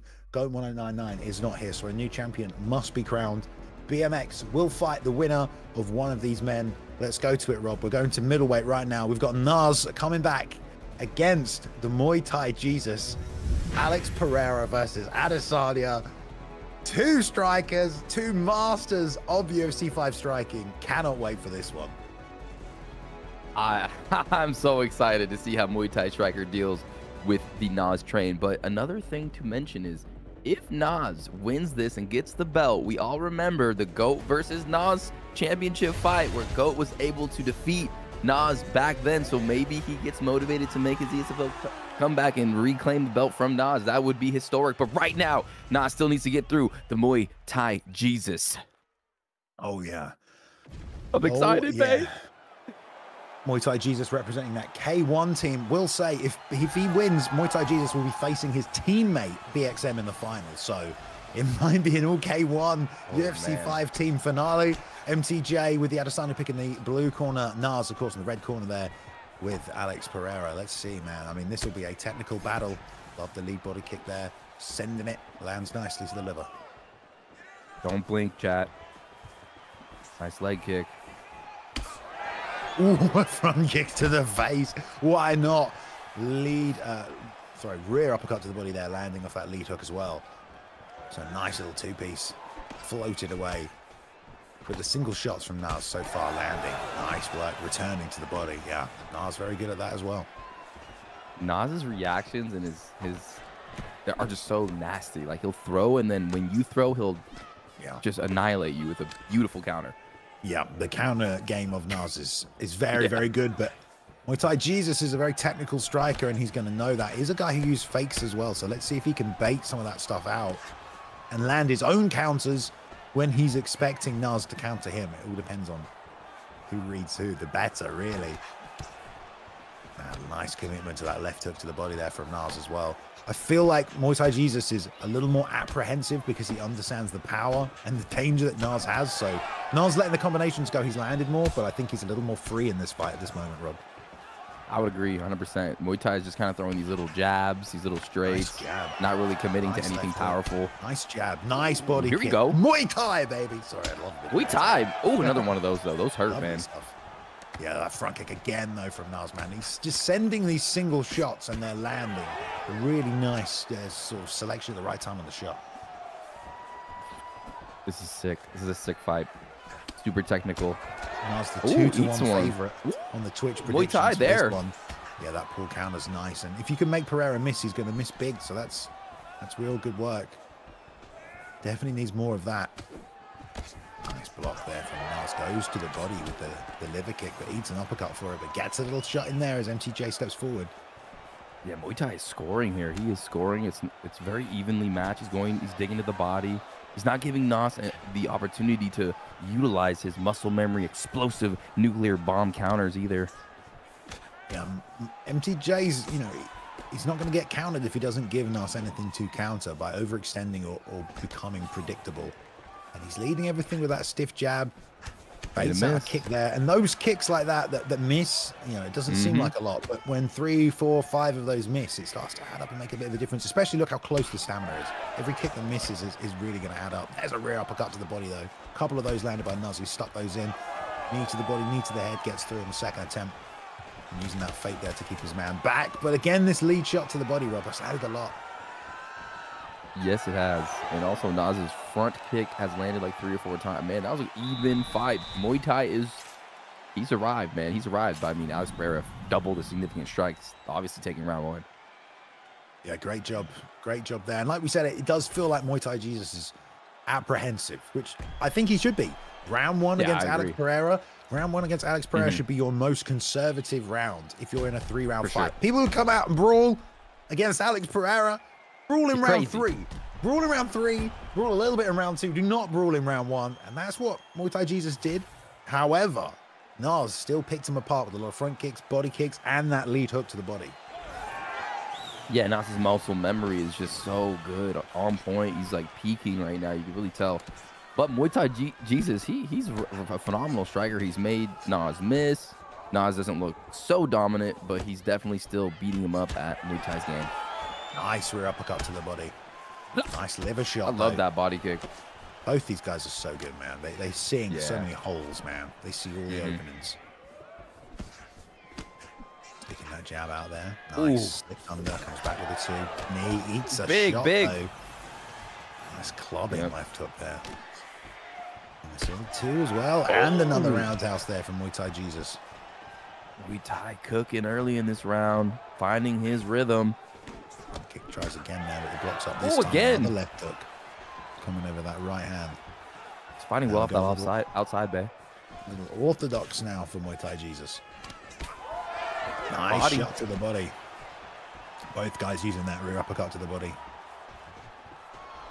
Oh man, what a slip. Nice. Oh yeah, what a sidestep. Oh man, beautiful. This is fun to watch. Yeah, and those are the kind of things you have to start pulling out. You have to create these opportunities for yourself by taking little risks and doing things like that, because the standard tit for tat is not getting through. Oh man, just as Nance was landing some of those kicks, that was a nice little combo there by Muay Thai Jesus on the inside with the body shots. And he exited and dodged that uppercut brilliantly with his footwork. He's making Nas miss here. Nice. Connecting with shots. Catches in with a long hook. Nas doing a lot of good work off that lead side there. Lead up to the body. Beautiful. Lead kick to the body. But yeah, that little sniping shot there. Backstep straight. I love that. Zip. Little back step again there. And Muay Thai Jesus. I mean, in rounds like this, though, things are so close. It's very hard to be confident if you're either guy that you're winning these rounds. So I don't know how that plays into the fight. Nice return on the roundhouse to the body. I wasn't sure he was going to throw there, but he eats an uppercut and then a right hand as well. Big damage from Nas. 2 big shots, and they really will count on the scorecards. Shots like that. Nice left hook. Sends him off the bloody screen almost. I feel like Nas is hitting another gear here, Balian. Yeah, he's found his range, it feels like. Found the range, found the timing around the offense of Muay Thai Jesus. And now just pulling just a little bit out of range. All of these fakes are helping him as well. Getting Muay Thai to commit to offense and then just coming back with those counters like you said before. Nice job though. Pushing forward with the combinations. Left hook lands as he throws that body kick. That's happened a few times. Muay Thai punished that body kick brilliantly. Watch out! Oh, that was scary. Nice cover there on the right hand. Tries to roll underneath, does Nas, but nothing's coming his way. Another incredibly close and technical second round. Wow. I feel like Nas took that at the end, though. He kind of came forward, hit that second gear that he has, because he has the ability to come forward and just storm you, put you in the rice cooker. You know, he built different. He could play this game, the technical game, but he has the pressure. He's got so many different tools, man. Oh, man, that was a great round from Muay Thai, though. He's definitely giving Nas a little bit of a run for his money here. Oh, yeah, 100%, man. Yeah, I mean, this is the only guy I've seen in a while that's been able to hang with Nas on the feet. Like, he's landing his own offense, but also defensively, he's not getting caught by the trickery, which a lot of players fall into that we see with Nas. So Muay Thai Jesus using that Muay Thai to just stay calm on the outside and try and chop where he can. But Nas has definitely landed shots still, so both guys in it to win it. I really don't know what it is, but there's a rear uppercut that lands as he goes to the body. Keeping the pressure on now is Jesus, but he's got no stamina, but tags another rear uppercut to the body there that shuts down any return offense from Nas. And he body counter flipped him too with the left hook. That was scary for Nas. It's a little scary moment there in round 3. The body health of Muay Thai Jesus, though, is low, dude. And it's because of all those lead hooks. You barely see it. There's another one in the straight behind it, and that lead kick to the body. He's been just firing that liver shot off all night. Southpaw switch now, which might be a good idea here. It's probably because of that lead body kick. Yeah, landing across on the open side. It's going to be more devastating. This is such a great fight. It might be easier to counter the lead body kick now though as well. Ah!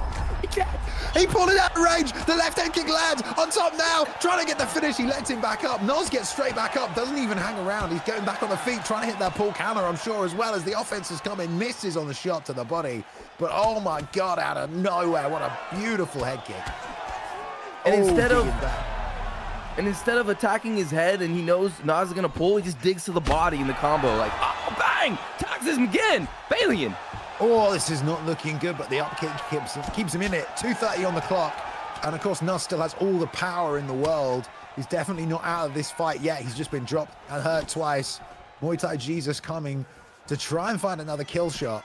He hadn't thrown a head kick all fight, Rob. He throws one at the perfect time. It was absolutely beautiful.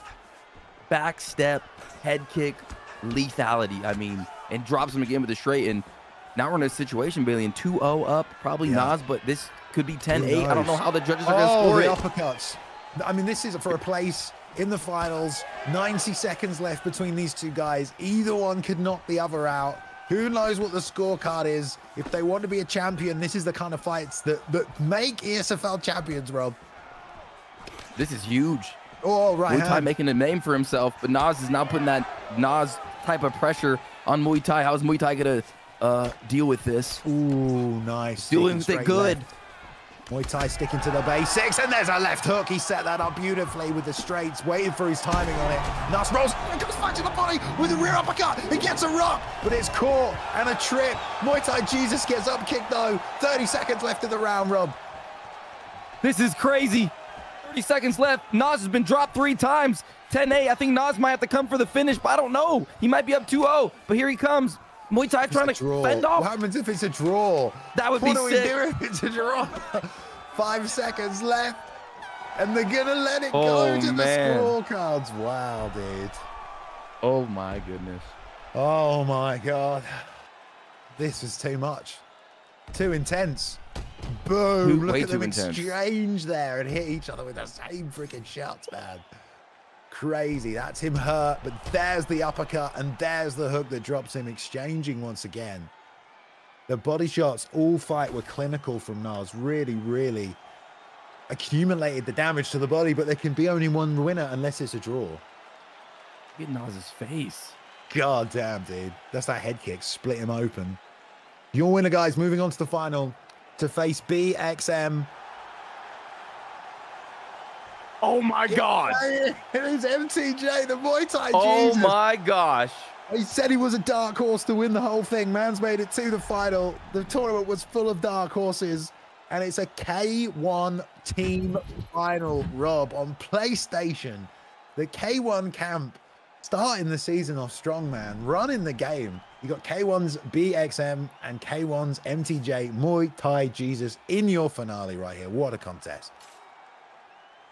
My boy just ran in front of the train and stopped the Polar Express. I mean, he just bamboozled us all. I mean, Nas is a storm. He's on point, well trained. Look at him, he's a killer. There's nothing to take away from Nas. He fought brilliantly, but man, in that 3rd round, against all odds, to stay focused and to fight in that manner, Muay Thai Jesus has arrived. Yeah, Muay Thai Jesus has arrived. But will he be a champion, Rob, is the only other question we don't know yet, but we will know they'll be fighting his teammate in the final. And I'm sure these guys have probably fought each other a bunch before, but I don't think they thought they'd be fighting for an ESFL title. Or maybe they did when they went into this tournament. Maybe they said to each other, I'll see you in the final. Either way, that's what we're getting right now in a best-of-3 final to crown a champion at the start of this new season. Man, what a road these two have had. I mean, BXM taking out AK. That was a great fight right at the start. Let's take a look at that bracket, Rob. Let's take a look. Yeah, man. So, obviously, BXM taking out AK, then taking out Treehouse, submitting him. So, we've seen the striking and the submission game so far from BXM tonight. But Muay Thai Jesus, Rob, he ran through everybody. Yeah, he looks really good. That K1 camp just looks like the premier camp right now. I mean, both guys in the finals. What more can you want? These guys are going to be celebrating. It's red panty night for both of them. But whoever wins this, I mean, it's for all. You know, it's the champ. You're the champ. It's the runner-up and the champ. Let's go. The runner-up and the champ. I like the sound of that. All right, well, guys, let's go to our final because these guys are ready to do it. Here we go. 5 rounds, best of 3. There will be one champion crowned, Rob, and one man from K1. I wonder if we can see 43 wins to 116. There you go, Rob. Muay Thai Jesus has beaten BXM 116 times, but BXM, yeah, 43 wins. So these guys have obviously played a lot. The ping is crispy, but the stakes are real this time between these two guys. Can BXM do what he's only done, what, 1/3 of the time, basically? He's got a 33% chance to win statistically, Rob, and in MMA 33% is a pretty big number.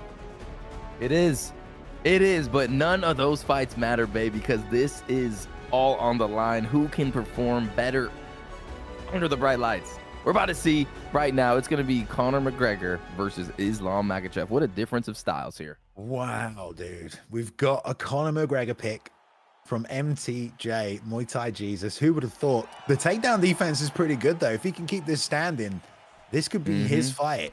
But here we go, guys. First of a best of 3 for the vacant PlayStation Championship. And this is 5 rounds. Championship fight here. Lots of pressure early from MTJ. Catches him with the lead hook right there as well. Oh, gets caught while throwing a knee, and the uppercut drops him. What a start for BXM. He's going to get the takedown as well. Not how Muay Thai Jesus wanted to start this first round, Rob. And inside That's control.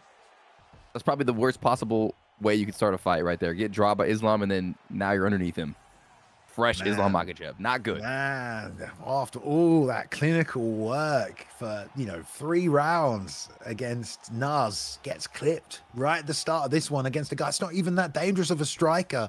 In Islam Makhachev, obviously, he is dangerous in his own way, of course, but Muay Thai Jesus getting rocked early. He still has a lot of stamina left. Don't know how much has affected the head health, but really it's about what happens now, Rob, and how much damage he takes on the ground. Indeed. How he kind of maneuvers here. Doesn't want to gas out. He definitely doesn't want to get caught in any submissions. He definitely doesn't want to get hit by any shots. He does not want to be put in full mount. So he's got to be perfect here. Yeah, and imagine grappling in this situation, Rob, where you've fought each other over 150 times. Like, you know what their positions they're good in, what positions you want to avoid because you'll get dominated in. So here we go, though. Back to the feet. Muay Thai Jesus taking some damage on that block. Head health is still relatively good. Hits the body with that rear uppercut. And he's going to need stuff like that to find his way back into this fight. Yeah, and BXM doesn't want to let Muay Thai Jesus get a connection and get a drop himself. Take that money and put it in the bank. That left hand came over the top right there for BXM to the body with the knee now as well. Muay Thai Jesus sending the lead hook out there, but obviously very tentative, as you would be. Because if you overthrow for a second, you get countered, hits the body with the straight coming out right there as well. And another lead hook. Muay Thai Jesus starting to touch now. No kicks so far from MTJ. Probably not this early on. Are we going to see any of them? Except maybe when he's against Oh, man, beautiful. Some big damage that Conor's already taken on that head health. Oh, ankle pick. Oh, great job. And this first round and the first and second round is where you really want to cook with Conor McGregor. Former champ in the chat right now, GOAT1099. May the best player win, says the champion. Looking onwards as an uppercut lands from Muay Thai Jesus. Both guys have rocked each other in this first round now. Tit for tat, trading that. Muay Thai Jesus, though, that stamina not looking good for a 5-round fight, and he overthrew slightly on the combo right there as well. We love you, GOAT. Let's go. Oh, body the shot. shots to the body. And again, man, like when you're with Conor, you don't have a lot of stamina, but Conor has perhaps the best ability to drain stamina off your opponent. So you really have to balance your damage output versus, your stamina. I don't think that round could have gone any better for Mr. BXM, guys. I think that's huge. Look at that uppercut on the way down, drops him, ragdolls him, takes some of the stamina away from the explosiveness. He also got a rock as well on the other side, didn't he? True. Like it definitely couldn't. It could have gone better to avoid that at the end from Muay Thai Jesus and some of the body damage he took also. But yeah, maybe BXM, I think, perhaps taking that first round because he got the knockdown, not just the rock. Or did he get the takedown? I can't remember. I don't think he got a knockdown. Either way, here we go. And there's another block counter breaking through. These are precise shots from BXM, man, landing in combination. Muay Thai Jesus jumping straight back to his feet. Slips to stay in it. But again, he's eating some big shots, Rob. Oh, yeah. Very big shots. Oh, slip, slip, slip. Oh, my goodness. It's getting slippery in there. These guys are on point, man. These guys looking phenomenal. And, Goat's mouth is watering right now. Oof. BXM doing great in this fight so far. He was the one who'd only won a small percentage of the time against, Muay Thai Jesus in this matchup. Of the 150 wins, he only won like 40 of them. But here he is, so far winning this fight. Lead hook lands that time. Oh, slips straight and bangs the left hook. Great head movement, though, by MTJ to stay in it. Holy, these guys are quick. Oh, they're swinging in the clinch. Clobbering him back with the left hand. It's clobbering done. These guys are going toe-to-toe in the second round, Rob. Forget 5 rounds. They don't need it. Slips and rolls again with the left hand over the top and banging these combinations. Left hook on the way down off the lead uppercut. And he is out cold. The roll over left hand, we've seen it so much tonight. Off the jab that time. Slipped to the outside and came back over the top of the jab, I believe. And it was a beautiful finish to throw the right selection of shots and the shot at the end. Round 1, though. Round 1 will go to BXM. Upsetting the odds, Rob. Upsetting the odds right there. Yeah, because all those matches, you're in the darkness of your room and your underpants and, there's no pressure. But we're seeing maybe BXM can handle that pressure a little bit better, Bailey. And maybe, he looked dominant right there, Bailey. He looked dominant. Let's be real. Man. But he also did get rocked as well, True.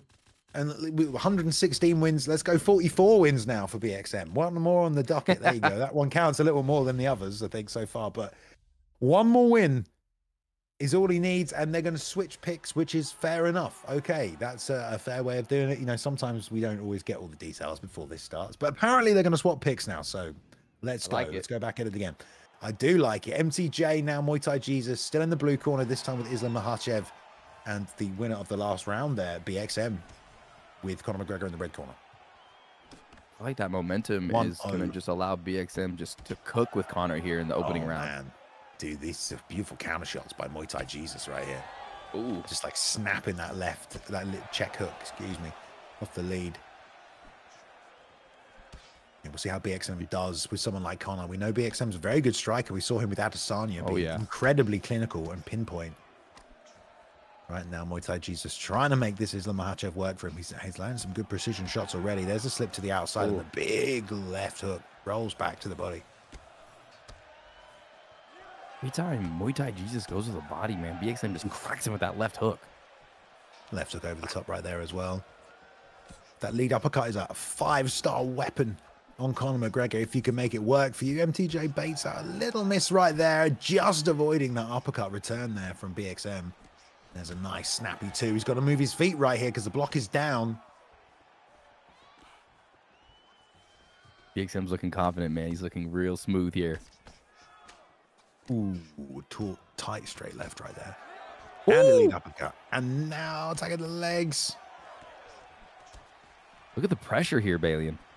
Yeah, which is good, man. I mean, you want to pressure Islam Makhachev. You definitely don't want that dude coming forward. Off the back foot, very limiting what he can do in terms of takedowns and also with his long striking game of himself.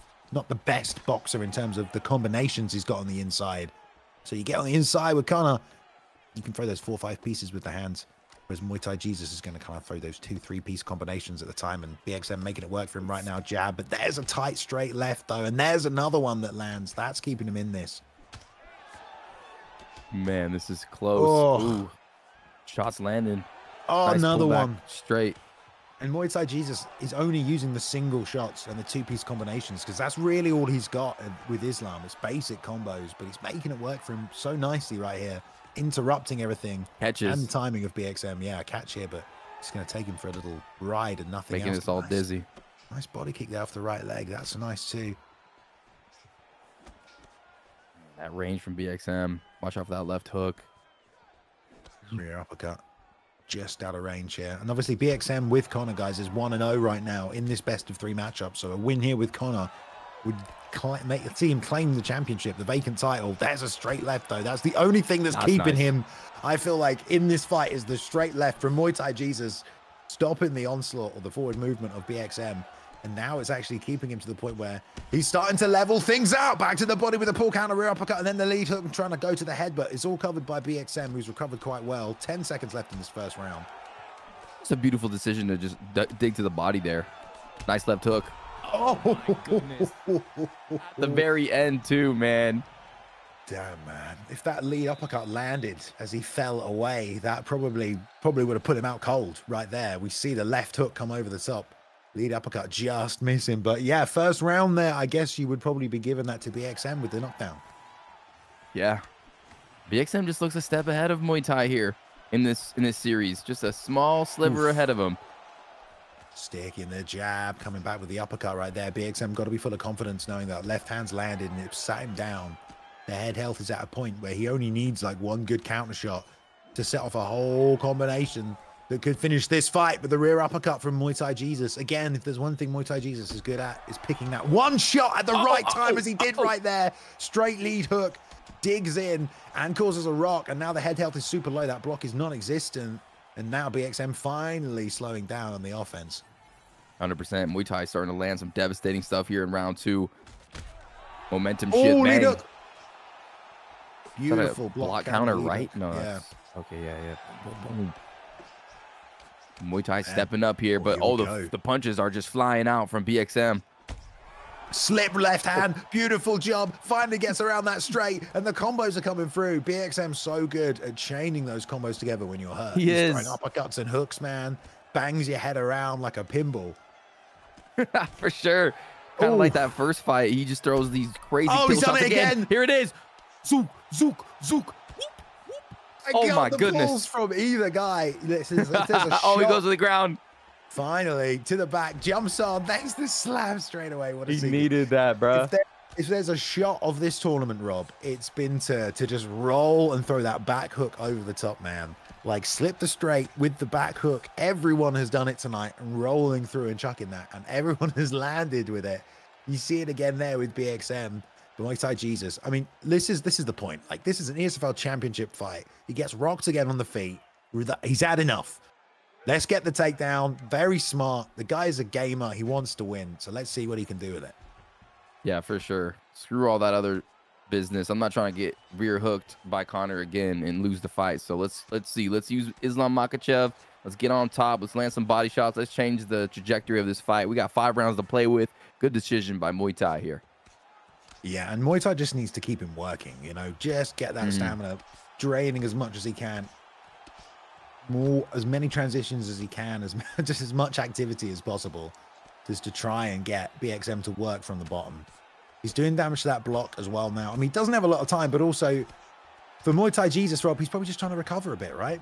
He's got that injury too, so he's got to, get between rounds with those cut men, tend to that, and yeah, well spotted, maybe that's Rob, why he went for the takedown. I mean, that is like very orange. It's not red, but it's very orange, you know, or it might actually be red. No, I think that is red. Yeah, that's real bad for Muay Thai Jesus. Gets swept now as well. Beautiful job there by BXM. If you can get a bit of ground and pound off, even just some short chopping shots to the top of it, it'll do some damage. But we're going to come to the end of this second round. Wow, Rob, who is winning this fight, dude? Ooh, I think BXM is still ahead, man. A couple bombs, those left hooks like you were talking about right here. Blow, blow. Oh, that was the block counter by Islam. My bad. But yeah, Conor's kind of gassing out a little bit too. Those first 2 rounds are very scary for a Conor player, but yeah, we'll see. This fight's cooking though. I'm loving this. Let's go. That block counter was devastating, that shot right there as well. Stamina wise, fairly even, slight advantage on the side of Muay Thai Jesus, who is down 0-1 against BXM in the best of 3, but BXM gets clipped with the lead hook and speared down. Great start to round 3 for MTJ. And lets him up. He lets him up. Okay. Interesting. There must have been something going on there that we didn't catch, Rob. Little cheese there or we something. go. Yeah, exactly. Cheese. I think so. Pressure though from BXM. Lead hook straight, catches him, jab straight. He slips. The straight goes through. Which one's going to break through the block? He has to be so careful of anything coming out because the slip and rip is loaded for BXM. Runs him to the fence right here. Oh, dude, the slip and rip from BXM he's just waiting for it. There it is. Doesn't land flush though. But he's just like touching him with a jab. Please throw at me. Please throw something, MTJ. I'm going to try and counter with my left hand over the top, and MTJ knows it. Yeah, Conor's punches are still so fast. That right eye is bloody. It's injured. He needs the lead hook. hook. Man, cracking him though. Makhachev cracking Conor. Oh, again. Uppercut to the face. Muay Thai cooking. Muay Thai needs that right hook. Every time BMX slips to the outside to chuck that backhand. Oh, he went the other way. Beautiful left. We see it one more time off the uppercut. The damage from the ground and pound. You've got a new world champion, BXM from K1. Fantastic job. Gets it done. 2-0, Rob. Dude looks insane. Dude looks phenomenal. He just beat the dude that beat Nas in the best of 3. Let's go. Dude, we got our champ. That beat Nas, takes out Treehouse on his way through, as well as AK. And then finally, man. And also, Muay Thai Jesus, he beat what remains of Vuk here tonight. So, yeah. I mean, we need to have a look. Congratulations for your new champion here on PlayStation at the start of Season 2. We're going to see how many title defenses that man can make. K1's BXM. Great performance after great performance here tonight. Let's have a look at the bracket because we can just talk through what the hell happened here tonight, Rob. We threw up this bracket at the start of the competition. We had a look. We had Treehouse, who was definitely a dark horse with the submission game. We had Vuk, who was a former champion everyone thought was going to do really well. We had Nas coming over for a first tournament, going for the belt that everyone thought he could dominate in. Smudger low-key was great. So was Storm. So was MTJ down as the dark horse. And the guy nobody talked about, BXM, beat not 1 but 3 people who were tipped as winners of this tournament without being declared one himself. and came through and won the whole thing, dude. Yeah, and I don't know. I didn't really know too much about K1 BXM, and he kind of just took this tournament by storm, you know. He was tested by AK. He got through the treehouse, submitted him, proved that he was the better submission specialist, and then he beat his teammate who was just looking phenomenal, who beat Nas. So yeah, BXM has arrived. He's a champ, and he's going to have that champion confidence that you get when you acquire the belt. He's going to train harder. He's going to be locked in, and who knows, maybe GOAT's eyeing him from the crowd like, maybe I want to test myself against this youngster, this kid, and could be a amazing season on the horizon for the ESFL, Bailey. Yeah, I mean, what a look, great event. You talk about him going on to fight someone like GOAT 1099 BXM, and the thing is, BXM last season was 3-0, and one of the people he beat last season was Romero, which at the time was a massive upset. We were like, how the hell did this BMX guy just beat BXM?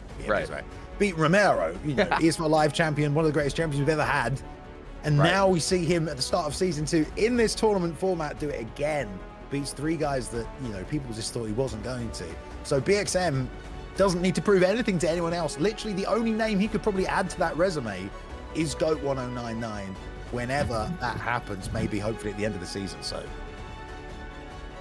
yeah, I mean, exactly. This season's about to be very exciting, and you know, we have a couple new contenders, some new names getting their clout now, so it's gonna be an interesting season. I'm ready. Thanks for watching, everybody. It was a pleasure. Fight of the night, Balian. Yeah, go on. You know better than I do. Okay, let's see. Fight of the night. There were so many good ones. I wish I would have seen the bracket during that. Yeah, I mean, oh, man. I feel like Versatile and Tech was a really good fight. Nas versus Muay Thai was great. Yeah. Oh, man. Even Vuk vs MTJ was good, dude. I don't even know. Don't ask us to pick fight of the night. You guys in chat should know as well. We usually, when we mark them down on the thing sometimes, we didn't even write it down. We just stay on top. How about BXM versus MTJ?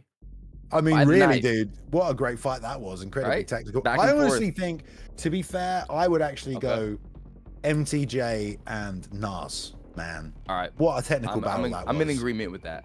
That was a great battle. Izzy versus Pereira. Like, it was really, really good. You couldn't watch a fight better than that in this game between those two picks right there. So that was fantastic. But yeah, it's all to play for now. So yeah, we have a champion. BXM will now be looking to defend that belt. At the end of the season, the champion with the most defenses will go home as the season champion and take home the official ESFL title, the world title that gets sent to you in the post. And like we said, lots of big wins here tonight. So next week, or I think we're doing every 2 weeks. I think we're doing every 2 weeks, aren't we? Oh, no, next week. We are back next week. Okay, there you go. We're back next week, guys. So yeah. The tournament shall roll on. The season has officially started, and the ESFL is back in your life, guys. Sunday, 8 p.m. in the UK, 9 p.m. in Europe, and 2 p.m. Central Time in the US as well, if you're over there watching it. Rob, thank you for joining me here tonight. What a great start to the season, mate. Of course, man. Always a pleasure. Had a great time. Good to be back. And I feel like based on all those prelims and all the fights, these guys have gotten a little bit better, and they are fighting very exciting. And I was at the edge of my seat, and I cannot wait for the next one.